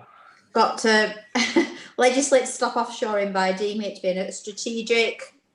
You You can Strategic replay it later. can listen back to the recording on YouTube. Right, so And, 2039. Okay. Yeah. I'll ask your dad tomorrow. All right. We'll stop the sharing there. Thank you, everyone, for being in support of that. We'll move on now to item 9, benches. There is a slide from David, but first, we have a live commenter who's watching the meeting now. So Sally Lambert writes, bench item, bridge 156 going towards the locks, could do with a bench. The old one has been removed, but the hard standing is still there. A lovely spot for locals to sit.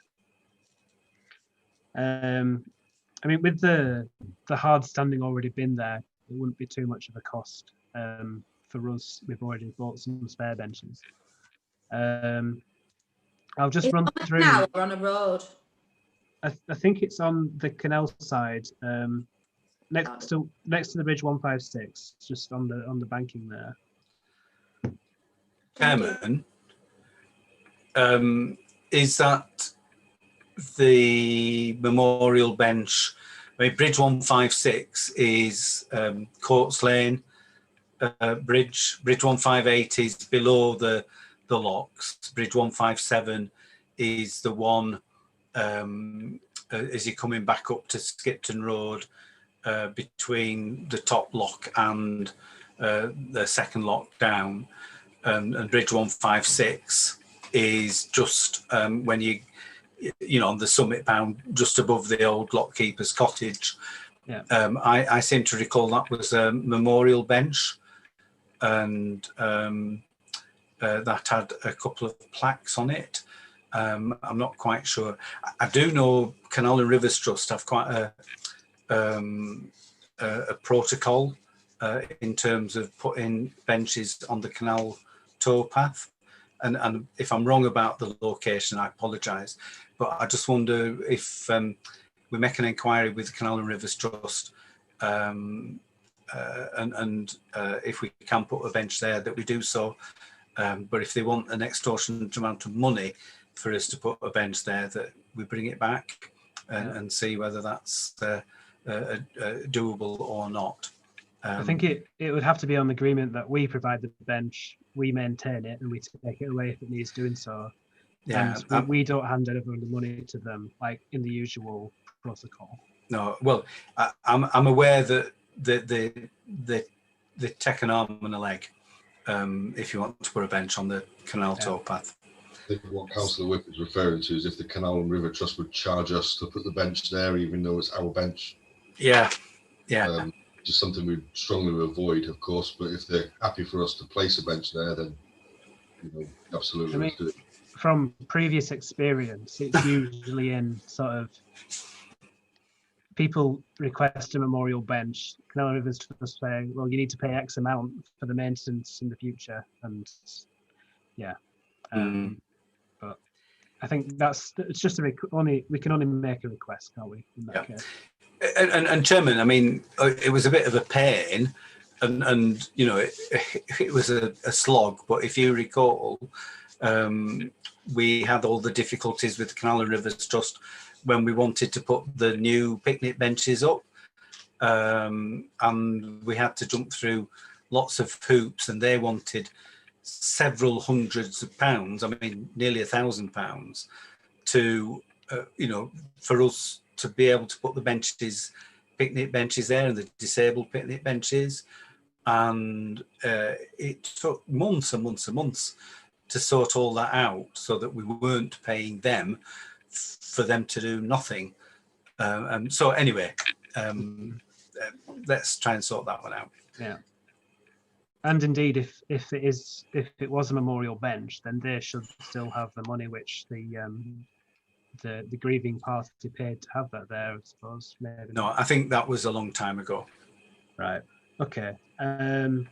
So I also had a request from a member of the public who I met at the park, Victory Park.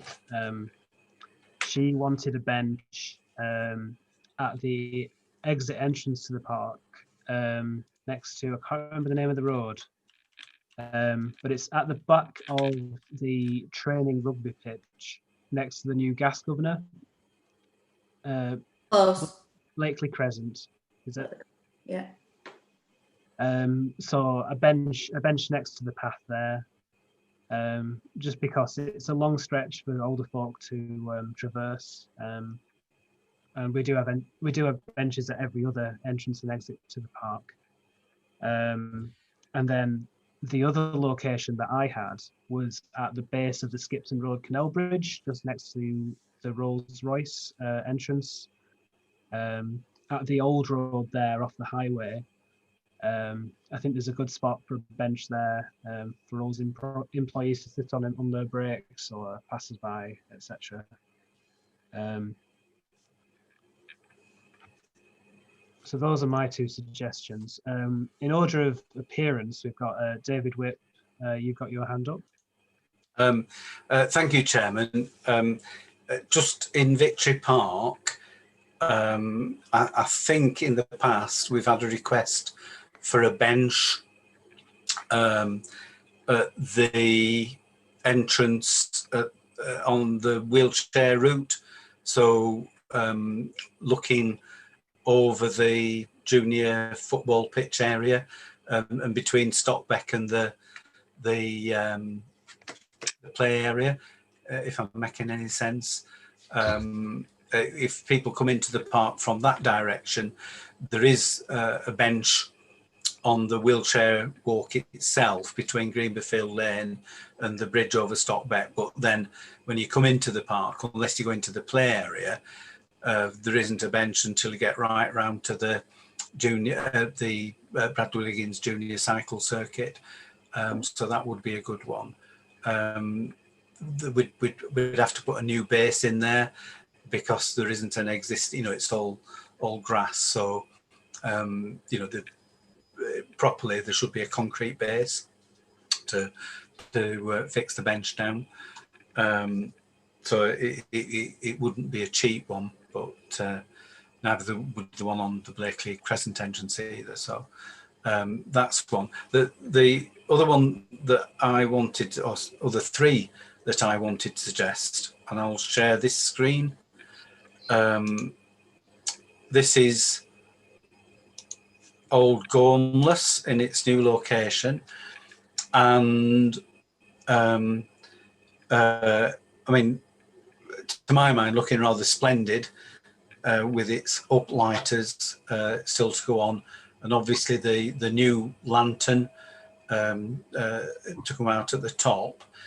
My suggestion is that we put a bench on each point of the triangle so that each bench is facing towards Old Gormless. I can't, get these on, but behind here is a feeder pillar, so it would neatly sort of get the feeder pillar behind the bench on this one. So it just encloses the space a bit, makes it a little bit defined, but obviously provides an opportunity for people to sit and look at the splendour of Old Gormless in its new posh position. So that's my three, but I would suggest also that we have a look up at Letcliffe Park and see whether there's any bench bays that exist which don't currently have benches on, and see whether any of those might benefit from benches. But I'm not putting any specific proposals forward at the moment. Just on the Letcliffe Park benches, I know we've got an item. I think is it later on. No, I think it was on the previous agenda. But looking at the sort of wider Letcliffe Park issues, and I think we could include any benches with those works. I think, Mike, did you have your hand up earlier?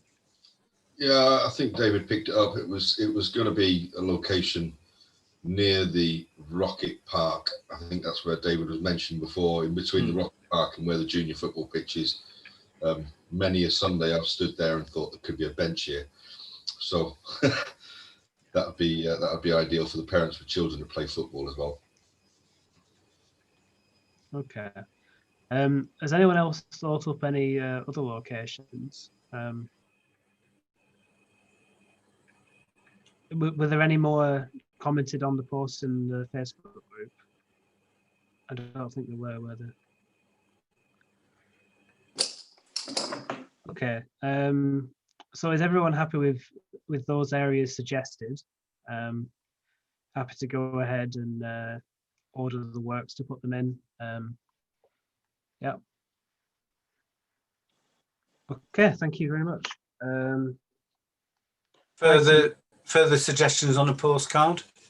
Yeah, you can always post it in the group. Well, an old big postcard, I hope, David. Absolutely. I'm probably a virtual postcard. People can comment on the the Facebook page and things like that. Okay. Item 10 then, reevaluating council assets. Chairman, I asked for this, and Joe's made a comprehensive report on the agenda, which is basically saying, sod off, David, you can't do what you suggested. It's in very polite terms.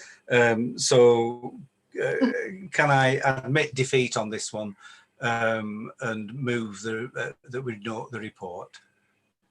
Thank you.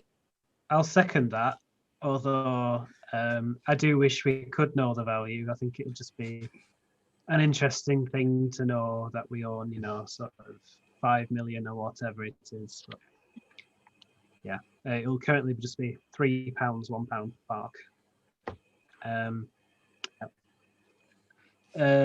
Moved and seconded. Got anyone else want to come in on this?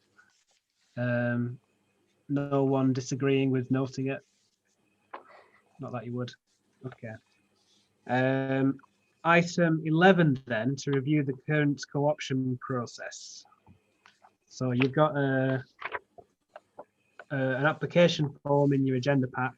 This is the sort of proposed application form that Joe's made for people to apply to be a co-opted member of the council. We have currently got some open seats that we do need to co-opt members for. And this would just sort of streamline that process a little bit and negate the need for the interview, which is a bit difficult to do in the current times.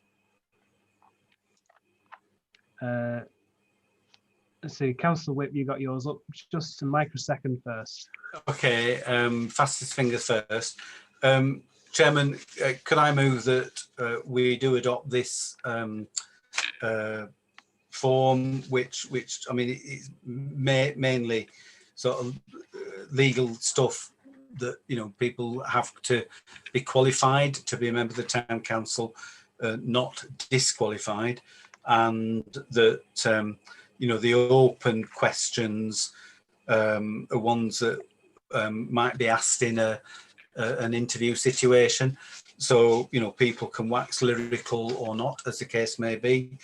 And I suspect, Chairman, given current circumstances, that we could make a decision based on information submitted, I mean, online or in writing, as appropriate, and that, you know, that's the way that we should do it. So I'm suggesting that we adopt this application process, and that unless there are any issues come up that we're you know, we're not aware of at the moment, that we base the decisions on the information submitted, and then we're not going through a rather cumbersome process of trying to interview people via Zoom or whatever.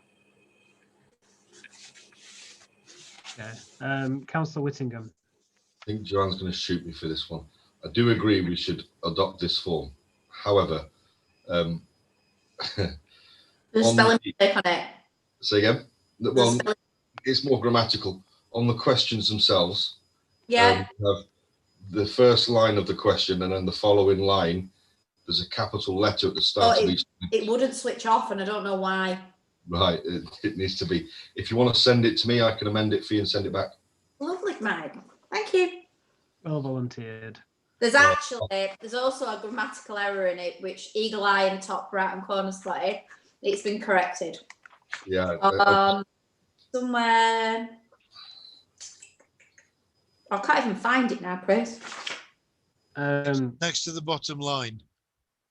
Have you been the owner of tenant of land? You should say owner or tenant of land. So I've amended it on the hard copy. On the. I've spotted another one. Oh. The email address. Yeah. On the actual form, it's got it's got a dash in it, hasn't it's got it? a dash in it, which would invalidate anyone trying to return this form by email. Move the email address to next line. Yeah. That's grammatical, isn't it, with a laptop? If you want to send it to me, Joe, I'll go through it and change all these for you. Well, if I could get in my laptop, I'd be able to do it, but Tom's locked it. Ouch. What for them? don't know. It comes up with your email address and some doing Microsoft and I couldn't get past it. Anyway, it doesn't matter. Just turn it off and on again. Hey, Yeah. Just turn it off and turn it back on again. like that. In addition to what's here, I just remember the last time we did some interviews for co-optees, there was another question that I thought was useful in deciding, which I think we should include, which was something along the lines of what activities with the council have you already partaken in, sort of thing. And I think that would just be an additional third question, sort of open answer box, which could be interesting to know. Lindsay? Well, yeah. Instead of it saying council, would it be better to say in Barnoldswick? So what have they done in Yeah. Barnoldswick to promote it or to make it better? You know what I mean? Yeah, volunteering and Yeah. all that. Yeah. Yeah. Chairman, I mean, I think, you know, the general volunteering thing is covered by the existing question, the second question. I think the issue about, you know, have you taken part in sort of town council activities is trying to find out if people are already up for doing the sort of things that the town council does, as opposed to activities in other fields. So I'd rather keep it more specific about, you know, what role or roles have you played in terms of the agenda that the town council has.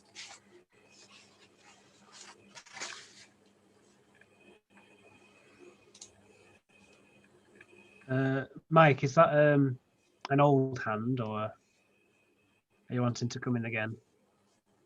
Oh, it's disappeared. At least some. Oh, Sorry, Chairman, too many clicks in the same place. It was an old hand, that. it's all right, thank you. Okay, so I think we've got a mover and a seconder in amongst there. Is everyone happy with this to be our new way for co-option going forward? Yeah. Jody, are you okay? You haven't said anything? Yeah, thank you. Okay, that is that. So the next item. No. Go. Sorry. Oh, what's up? I've just realised what it is.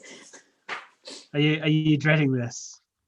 Yeah, because it's on the laptop. Okay. Oh, right. Chairman, could I suggest, you know, given that we're supposed to Yeah. actually look at the plans, that we defer this to the next meeting? I know the plans have been circulated electronically to people, but you know, we should flash them up on screen, and then, you know, we've done it proper process. So do that for the next meeting. Is that a suggestion? Joe? We also have some missing, which hasn't been identified until now. We've got some allotment ones missing. It's not that there's anything wrong, it's just that they've been archived somewhere and they're not in my office at the minute. So you haven't got a complete list. Chairman, could I ask if the allotments have gone to Bermuda? Maybe. That's where Ken is with his allotment. I quite happily volunteer to go and pick them up. Okay. They're actually in Nelson, Mike, if you want to go I to won't Nelson. go to Nelson. I'll go up to Bermuda. I'm fine. I For that. know. Right. I mean, I'm happy to agree to defer this to the next meeting if it means we can get a full list. I mean, I'm just surprised that we haven't really picked up on this before now, seeing as we're supposed to do this every year. Well, I've checked. Other town councils don't do it. Right. Okay. Chairman, I just know that it's part of our standing order requirement. So if we can do away with it, you know, perhaps we could introduce a proper valuation on all the assets that we're examining the deeds for at the same time. It's Sorry about that one. all right. That sounds great. I mean, I So just think there's it's, also been it's highlighted. interesting. Oh, sorry, Tom. There's also been highlighted another problem. I was under the impression that we own Lower Park allotments, and we don't. So, and also the one on Richmond Road, the one that single one at the end of a row, we don't own that one either. It was just down as allotments on the asset register, so I've never looked into it individually, and they are in the process of transferring them to us now. Very So interesting.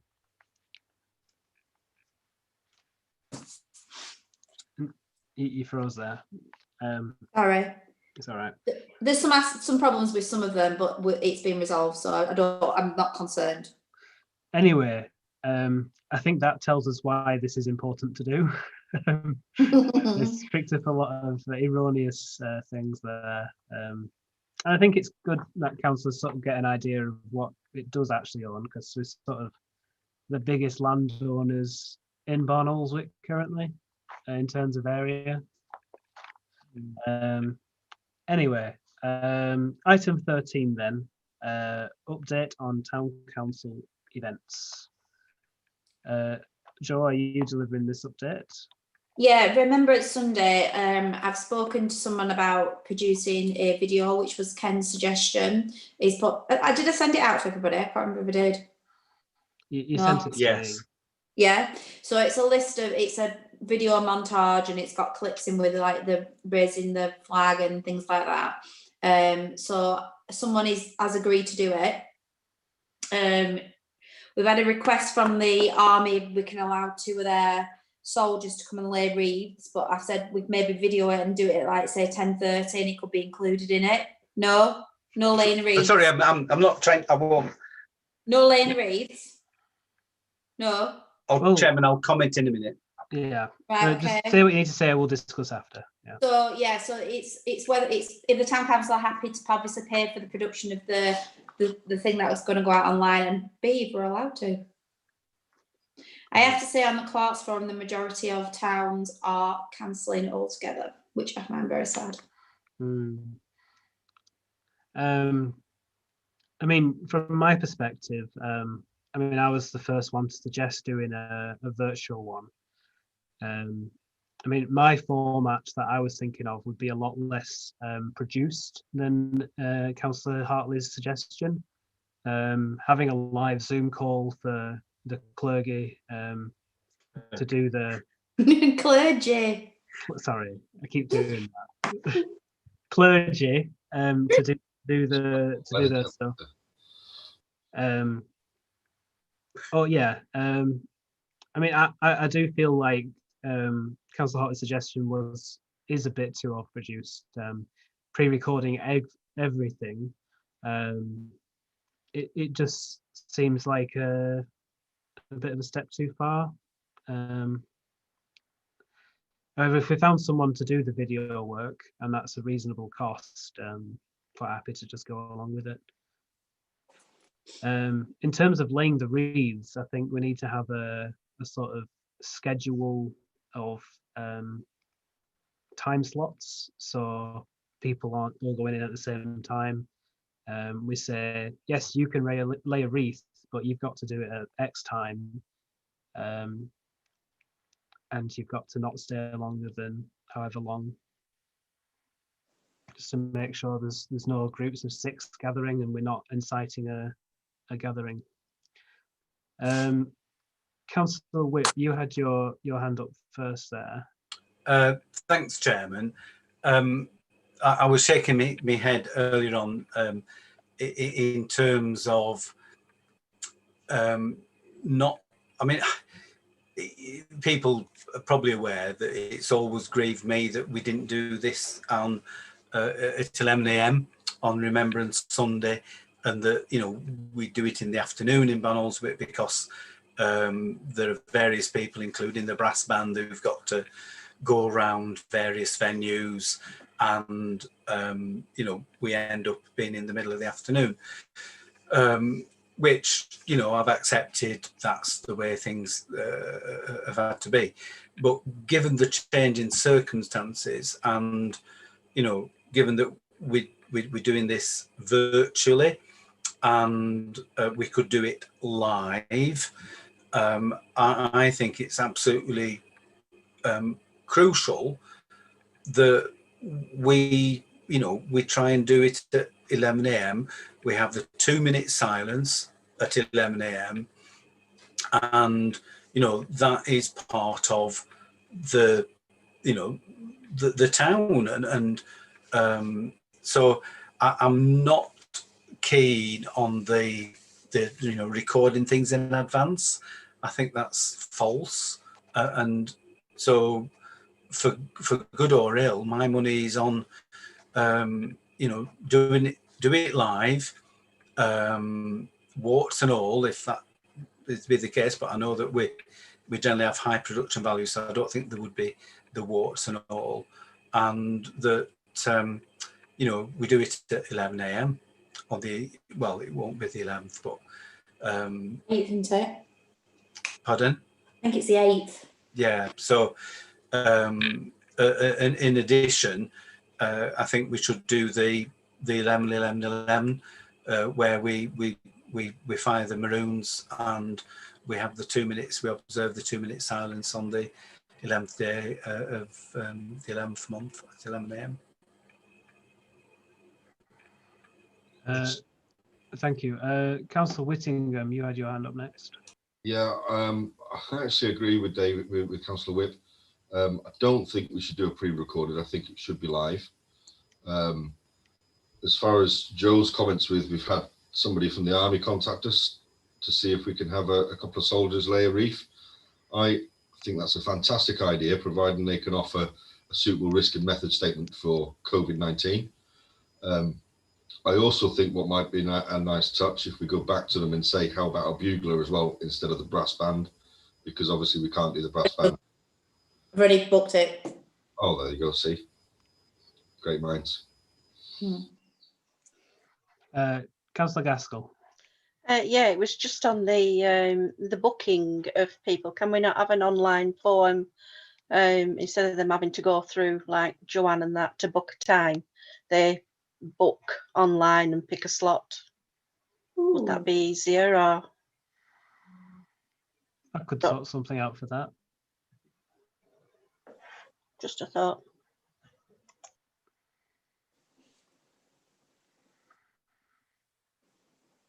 That's a new hand from me. Yeah, I was about to ask. Chairman, I'm just acutely aware of protocols and who laid wreaths first and so on and so on and so forth. So I think that we do want to involve the Royal British Legion in the planning, and they'll be in a good position in terms of doing what they do every year,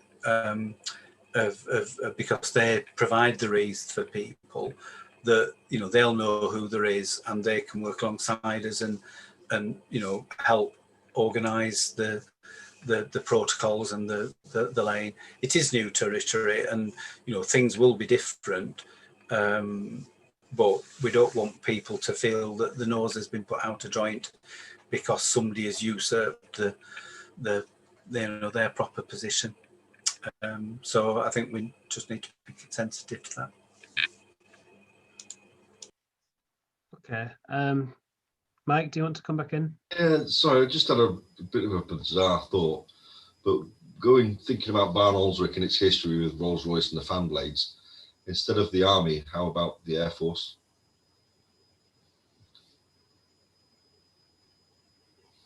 Just to, as a nod to the history of Barn Aldswick.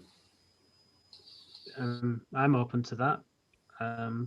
I think we could have representation from all arms of the military, if there are people willing to show up. Councillor Whip. Chairman, I would fully support that, and given the support that we had for Merchant Navy Day, perhaps invite representatives. I mean, I don't think we've had any merchant seamen representing laying a wreath. Forgive me if I'm wrong on that one, but I think that would be good. And certainly if we can involve each arm the armed forces.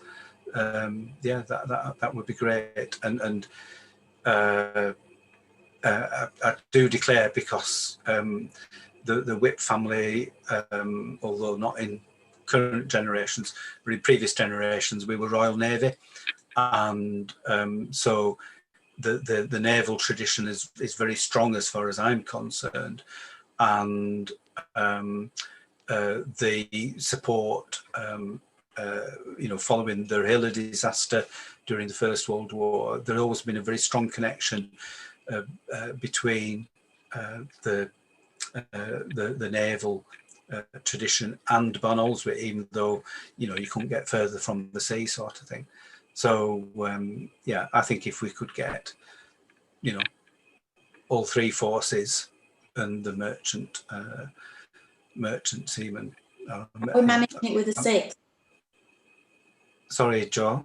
Are we managing it with the 6 though? If those rules... Well, we'd have to organise it in such a way that we don't have the numbers, and that people are coming and in the time slots, and then they disperse, and we organise it in such a way that we know it's safe.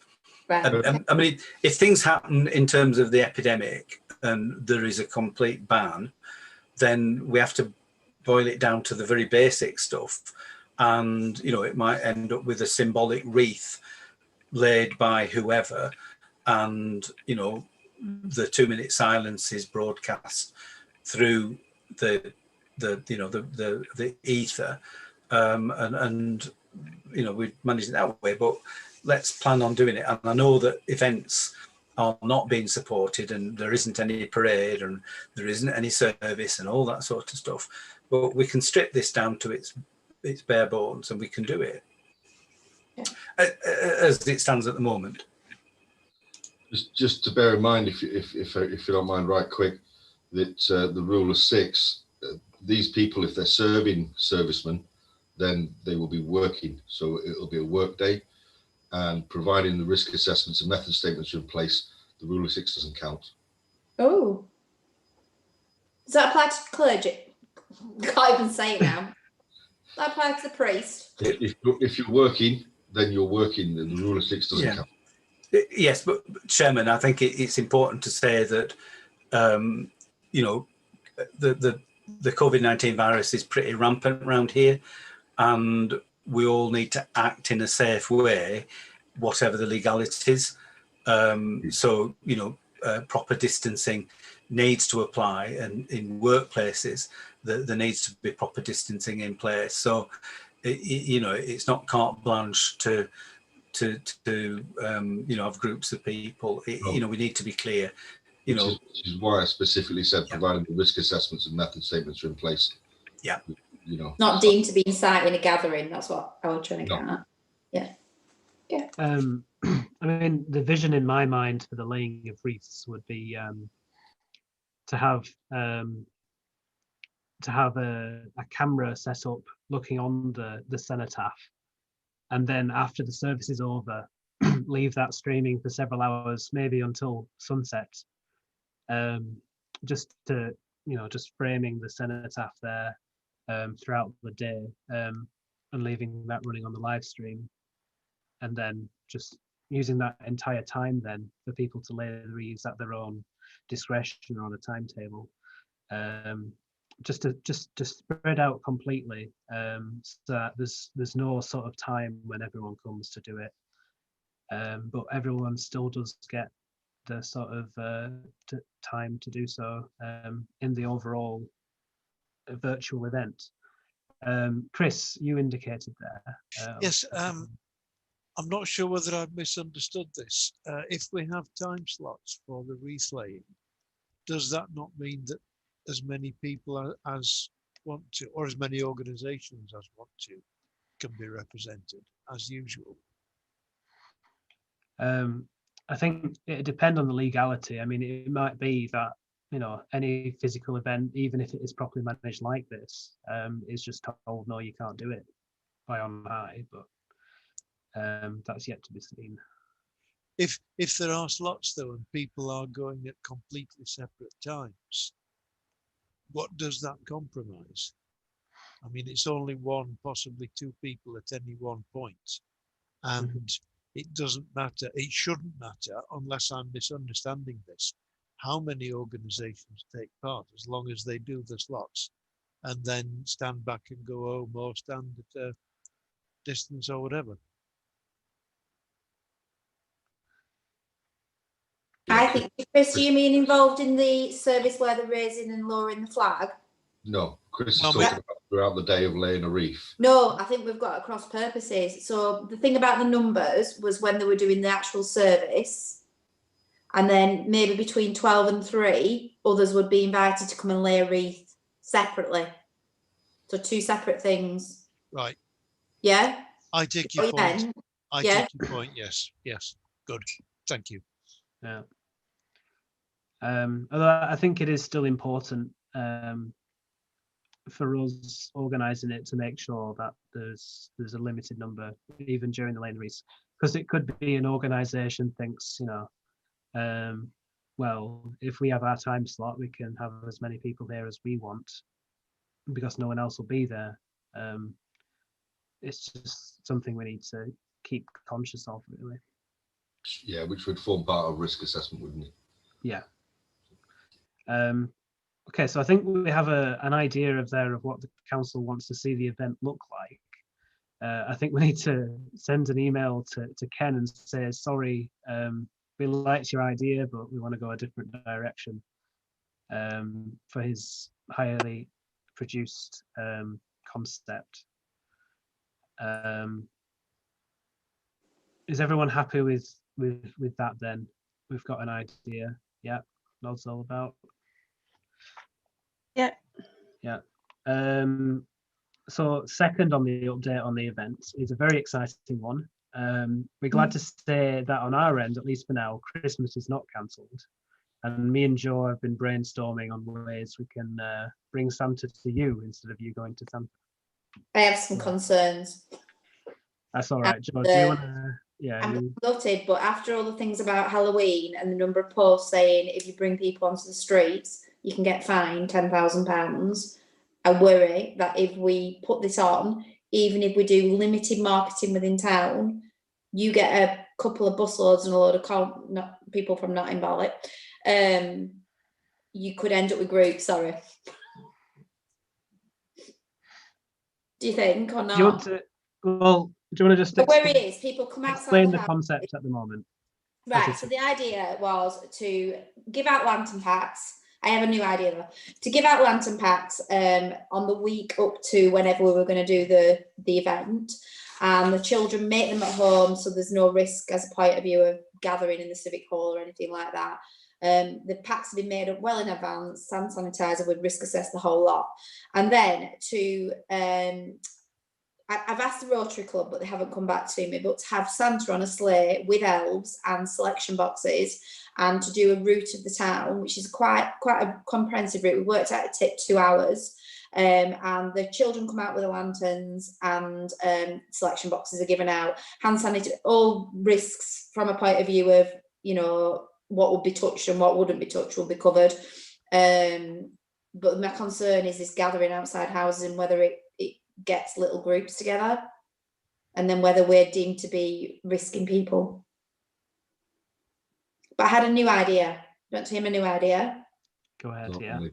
To involve the schools, to get the lantern packs out to the schools and then do it as a Christmas project, and then to still like give the packs of selection boxes out that they could then take home with them and they could do something within the schools, which means they've already risk assessed the craft activities that they do and every child gets to take part, and they will, you know, it's probably going to benefit more children that way, but without the risk of us bringing people in outside the houses. It was Rebecca's idea, it wasn't mine. I'm not taking credit for it. Yeah. Councillor Whip. Thank you, Chairman. If we go down the Joe's second suggestion there, in terms of you know, the lantern packs going out through schools, I wouldn't want to forget any homeschoolers. Yes. So we'd need to make arrangements for those. Are we envisaging? I mean, normally we ask for a donation. Are we just forgetting that entirely? So we provide enough packs to cater for all the children attending Barnoldswick schools. And finally, what about the children who attend schools outside the town? I suppose they could pick them up, couldn't they? We could put something out to Barlick to the on Barlick Talk and say it's only because I've read all this stuff about Halloween this week, and so then when you're reading we're going to get fined £10,000 if you bring people together. It just concerns me that we put the council in that position. But I think we've got budget to we've already bought all the light packs. We've got 1,200 of them upstairs all ready to go. That came out of last year's budget, so that's not a budgetary concern. Obviously there's batteries, we've got loads upstairs but not enough, and then we'd have to buy the willow. So cost wise it's not enormous. We could get an accurate number of the children in the schools and whatever, and then have some available for homeschoolers or kids that go to Thornton or wherever else. So I don't think it's not a big budget item, and I just think we can just make people smile because it's all doom and gloom. Yeah. I wish I went to school. Just on the payment side of things. I mean, I'm thinking back to when I was in primary school. Every spring there'd be someone who brings in daffodils, and you're told bring £1 to school and you get to take home some daffodils. I mean, if we did want to go around the route of that donation size, which we've done in the past, that could be something. I think even if you ask for £1 an item, we've got 1,200 packs there. I think for putting that extra pressure on schools when they've already got quite a lot to deal with trying to catch up with curriculum stuff, I just think, is it worth it to put another barrier? Because you could have a kid who can't afford it. Yeah. I would have been that kid at school. So I don't know. I think it's only 1 year, isn't it? Don't get it. Sorry. I know your first suggestion was to give the packs out to houses so they can make their own lantern. Yeah. And then do a parade. Your second suggestion was then to give the packs to school. Yeah. To do what with? So then do it as a craft activity within school. Yeah. And then they get to take it home, so they still get to light it up and whatever else, and put it in the window, whatever else anyone does. And then to give the selection box to school to give out as a gift. We could send Santa in, but I don't think they'll let us. So your concern about your first option is purely about the parade around town? Yes. So there's nothing stopping us from saying to parents in town, if your children want to make a lantern, yeah, and we will give you the kit to make it. Yeah. And the only issue then is the parade, isn't it? Yes. I don't have an issue with the actual Santa and the giving it out. I think we can do that without any risk. Yeah. Because there's hand sanitisation. You could wear gloves. Only one person's doing whatever, and you could do all that. My issue is people gathering outside the homes. So the question really then is, do we ask the schools if they want to do it as a craft club, or do we ask the parents if they want to have the kit to do it at home with their children by themselves? Yes, but then there'd be no anything. Yeah. Jodie, you've indicated. Yeah, I did mention this at the last meeting. Possibly, I know most of the schools are using Zoom for assemblies and things. Getting Santa to talk to the kids for 5 minutes during an assembly. Yeah. Is Councillor Whip Santa? No, I've already got one. Sorry, David. I'm grateful. I've already got a volunteer elf set up in case their duties are needed. Lindsay, do you want to come in? We're not doing a procession there though, so to me, I don't think there's any point in doing a lantern. There's no end of it. You know what I mean? There's no outcome to it. I don't think people have gathered before, have they, when Santa's gone round on road trips and things like that? I were about 10 last time I did it. I mean, why would people from Colne come over, or Nelson or Burnley or Accrington, for Santa just going round streets? I mean, it's different when you walk in the procession and you're joining in craft things and stuff like that. But I can't envisage people coming and just standing on the street to see Santa ride by, you know. To me, I mean, maybe we could give out the selection boxes when we give out the lantern packs. Yeah. That would stop more hand crossing of any virus or anything with elves. Then you've just got Santa nicely sat on his sleigh who can wave at the children as he goes by 60 mile an hour around Barlick, you know. So I don't know about it. To me, it wouldn't be right getting the schools to do it and there ain't any outcome, but that's my point of view. David. They put them in their windows at home. I'm with you on that. With that, Lindsay, that without an end product, there's not much point in doing the rest of it.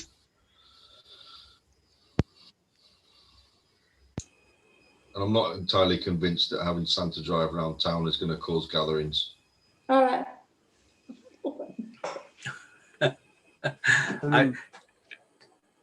Sorry, Chairman, are you inviting me? Yeah, go on then.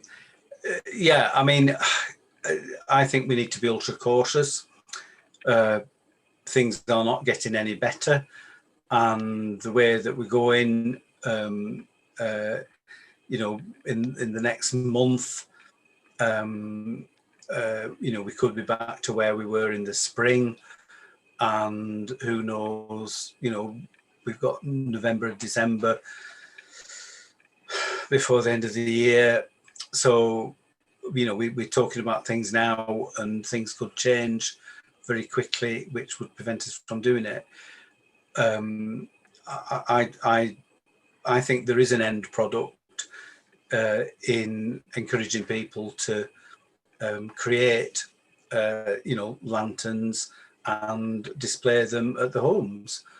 And I think that, you know, we organise the switch on of the town's Christmas lights, and we say to people, you know, this is the day that we're going to do it, and can we all join in as best we can?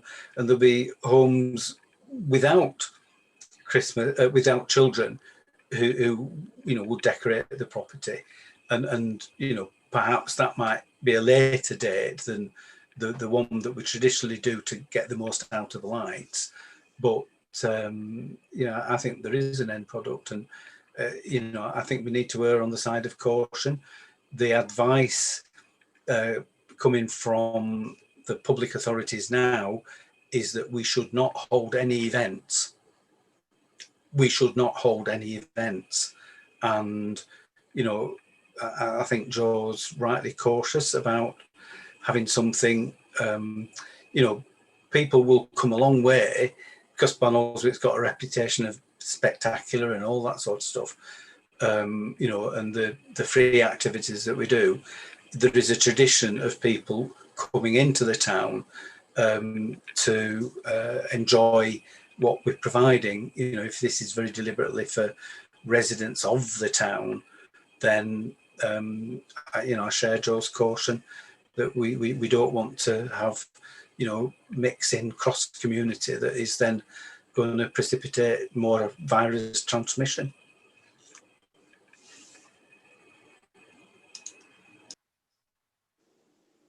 If I may, Chairman, right quickly, I've just had an idea there that might put some more work your way, being our resident IT expert. If we send these kits out to people's homes, they could send a small picture, small video back, which we could create a collage like type thing that we can share over the internet for people to have a look at, rather than do the parade. Mhm. Sorry, Tom. Sounds like a lot of work.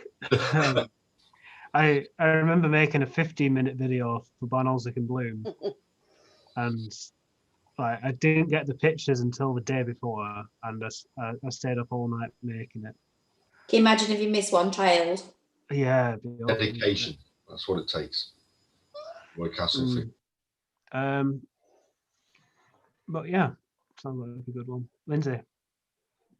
Just on that, Mike, maybe we could just have a Facebook page where they all put their own pictures on. Oh, That yeah. might be easier. I still think that if we put out that the event is cancelled, still don't think people are going to come in from out of town. I really don't. But but you just don't know, do you? But I don't know. Wouldn't I just necessarily be that the event's cancelled. It just means that we're not going to advertise that it's on. It's not. it's just going to be something different, isn't it? You know, I mean, we don't have to tell everybody that Santa's going to come out on such and such a time. You know what I mean? Until last minute. You just use the ice cream man siren. Yeah, just get a loud hailer like they used to. I mean, my thoughts on the know. gathering on the streets is the size of potential gatherings is sort of directly proportional to, indirectly proportional to the length of the trip. So if you purposely make the trip shorter, you go on less streets for a tighter path. You've got more side streets then that don't have it going directly past them. So they come to the end of the streets to meet up on the road that it is going down. That sort of makes groups appear. But obviously, whereas in the other direction, if you purposefully make it as fractal as possible, you go down as many streets, you've got a high population of kids, then you then sort of reducing the size of groups that can occur. You're keeping them down to the streets that you go on and all that. It's difficult. Go on, and we'll give it to schools, and but we'll do a Facebook page, I think, if that can be done. I'd like that. I'd like to see the pictures of the made things. I mean, I'd say we'd have a hashtag, and then Twitter, Instagram, whatever can also. Or even small videos of children playing with them and stuff. Yeah, making them, and I think that's nice. Families who aren't getting the same amount of contact with each other as they have, it'd be nice to have a Facebook page, sort of Barnoldswick Lantern Parade, and then they can go through and search for their relative. Take parade out of it though, because I think they were walking in something.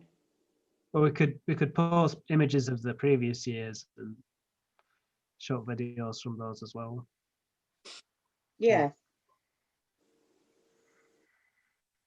Yeah, I'm up for that. Yeah. Yeah, I think that's the way ahead. Right, so if we can't hire a sleigh, we're going to have to purchase. No? Play. What? No play. No sleigh. No sleigh at all. No parade. It's nearly 10. I've been at work 13 hours. I've switched off, sorry. They get the lantern. We can't help you working, getting up late. Switched off 12 and a half hours ago. I got lanterns, selection boxes still. Yeah. Yeah, to schools. We could replace the chocolate with hand sanitizer and masks. The schools or private homes, depending on where the child is at school, of course. Because there's children that go to school outside of Barnoldswick, and there's homeschool children that we cater for as well.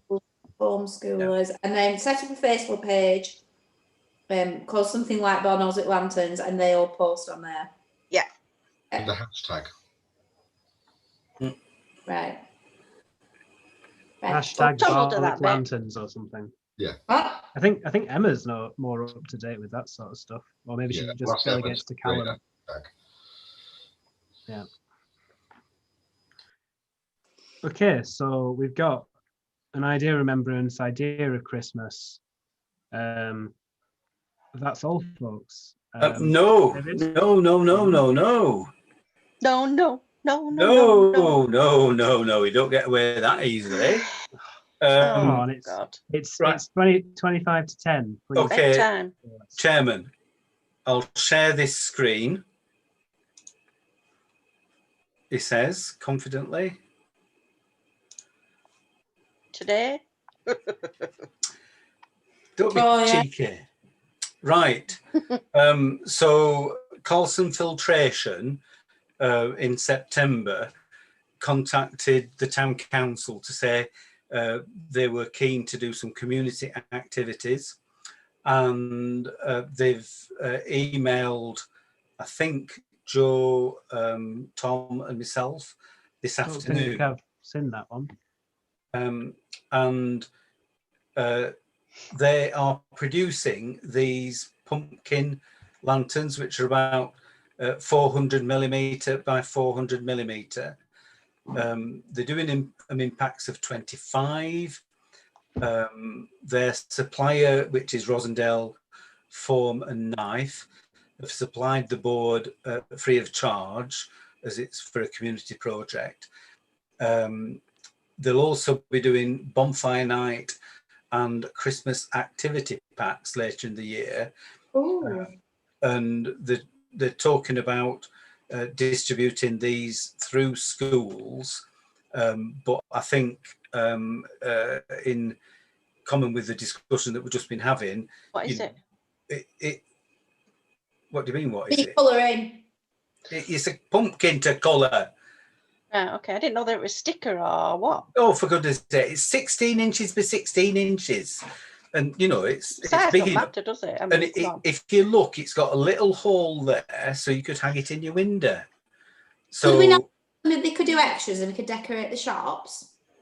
well, I mean, we can ask whatever we like. I mean, I've only got the email this afternoon, the same as other people. I've not gone back to them. But it just seems to me that it's an ideal opportunity. And I don't know what the limitation is on them producing stuff, but this is the material that... Oh, we didn't get the email. No, this is come to the clerk, the chairman, and myself as chairman of the General Purposes Committee, I assume, I don't know. And people have been doing other things, so we haven't had the opportunity to circulate it to everybody. You know. So, I mean, I think we should seize the opportunity with both hands and, you know, subject to what they can do. I mean, I know they chuck a load of material away because it's not the required standards. So I assume that they're using the gas stuff, but, you know, if they can produce that in quantity and we can put, you know, be the process that gets it out into the community, I think Carlson's would be delighted. We'll have to feel our way with it, but I think it's an excellent thing.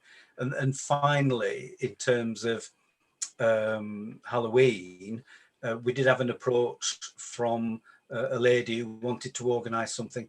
There was a lot of reticence when we discussed this outside the meeting, and we will need to go back to her to say, you know, yes, we can help, or no, we can't. I think the sentiment was that we didn't think it could be organised in a COVID secure way, and therefore we couldn't participate in that.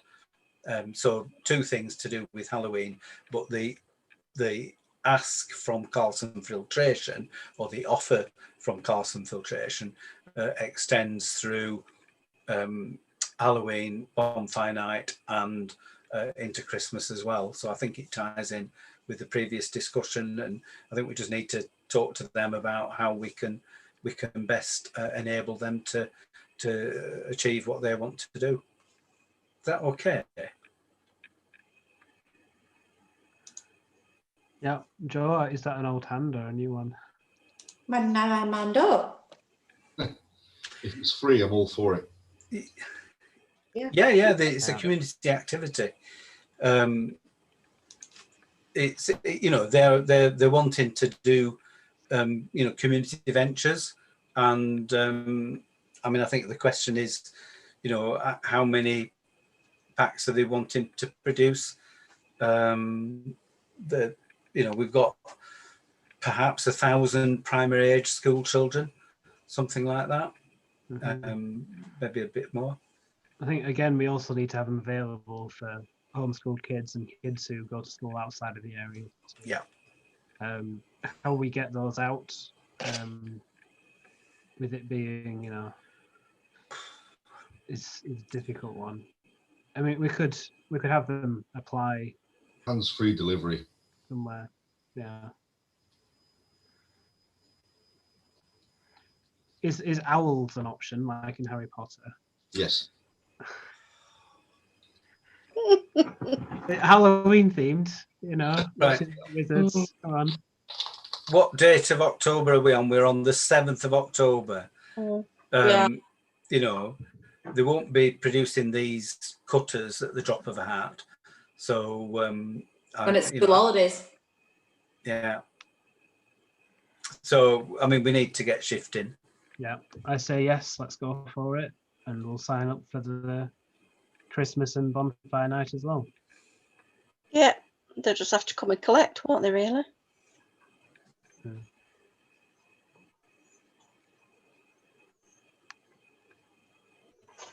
Yeah. Okay. I think we're happy with that then. Are we done for real now, or are you going to surprise us again? Not me. It shouldn't have come as a surprise. You've got the same email as I No, did. I don't have the email. I can't comment on your I- competence in IT matters. I don't have the. I've just checked. Just type in John Driver at the top, see if it comes up. Can we move on, Mr. Chairman? Move progress. Yes. Nope. I do not have an email from John Driver. Colin? Right. Well, are we done with events? Yeah. Yeah. Okay. Last item then, correspondence / items for information. Joe, as the clerk, do you have any correspondence for us to receive? Nope. Okay, we can't really discuss nothing. So with that, the agenda is finished. I'll thank you all for showing up. I can't really say coming because, you know, it's virtual and you haven't left your homes. I wish you all a safe journey to the kitchen. And good night. Toilet. Oh, the toilet, yep. I thank anyone who's still watching on the live stream. Thank you for watching. Hope you enjoyed. We'll see you next time. Thank you. Thank you, Chairman. Thank Thank you. you. Thank you.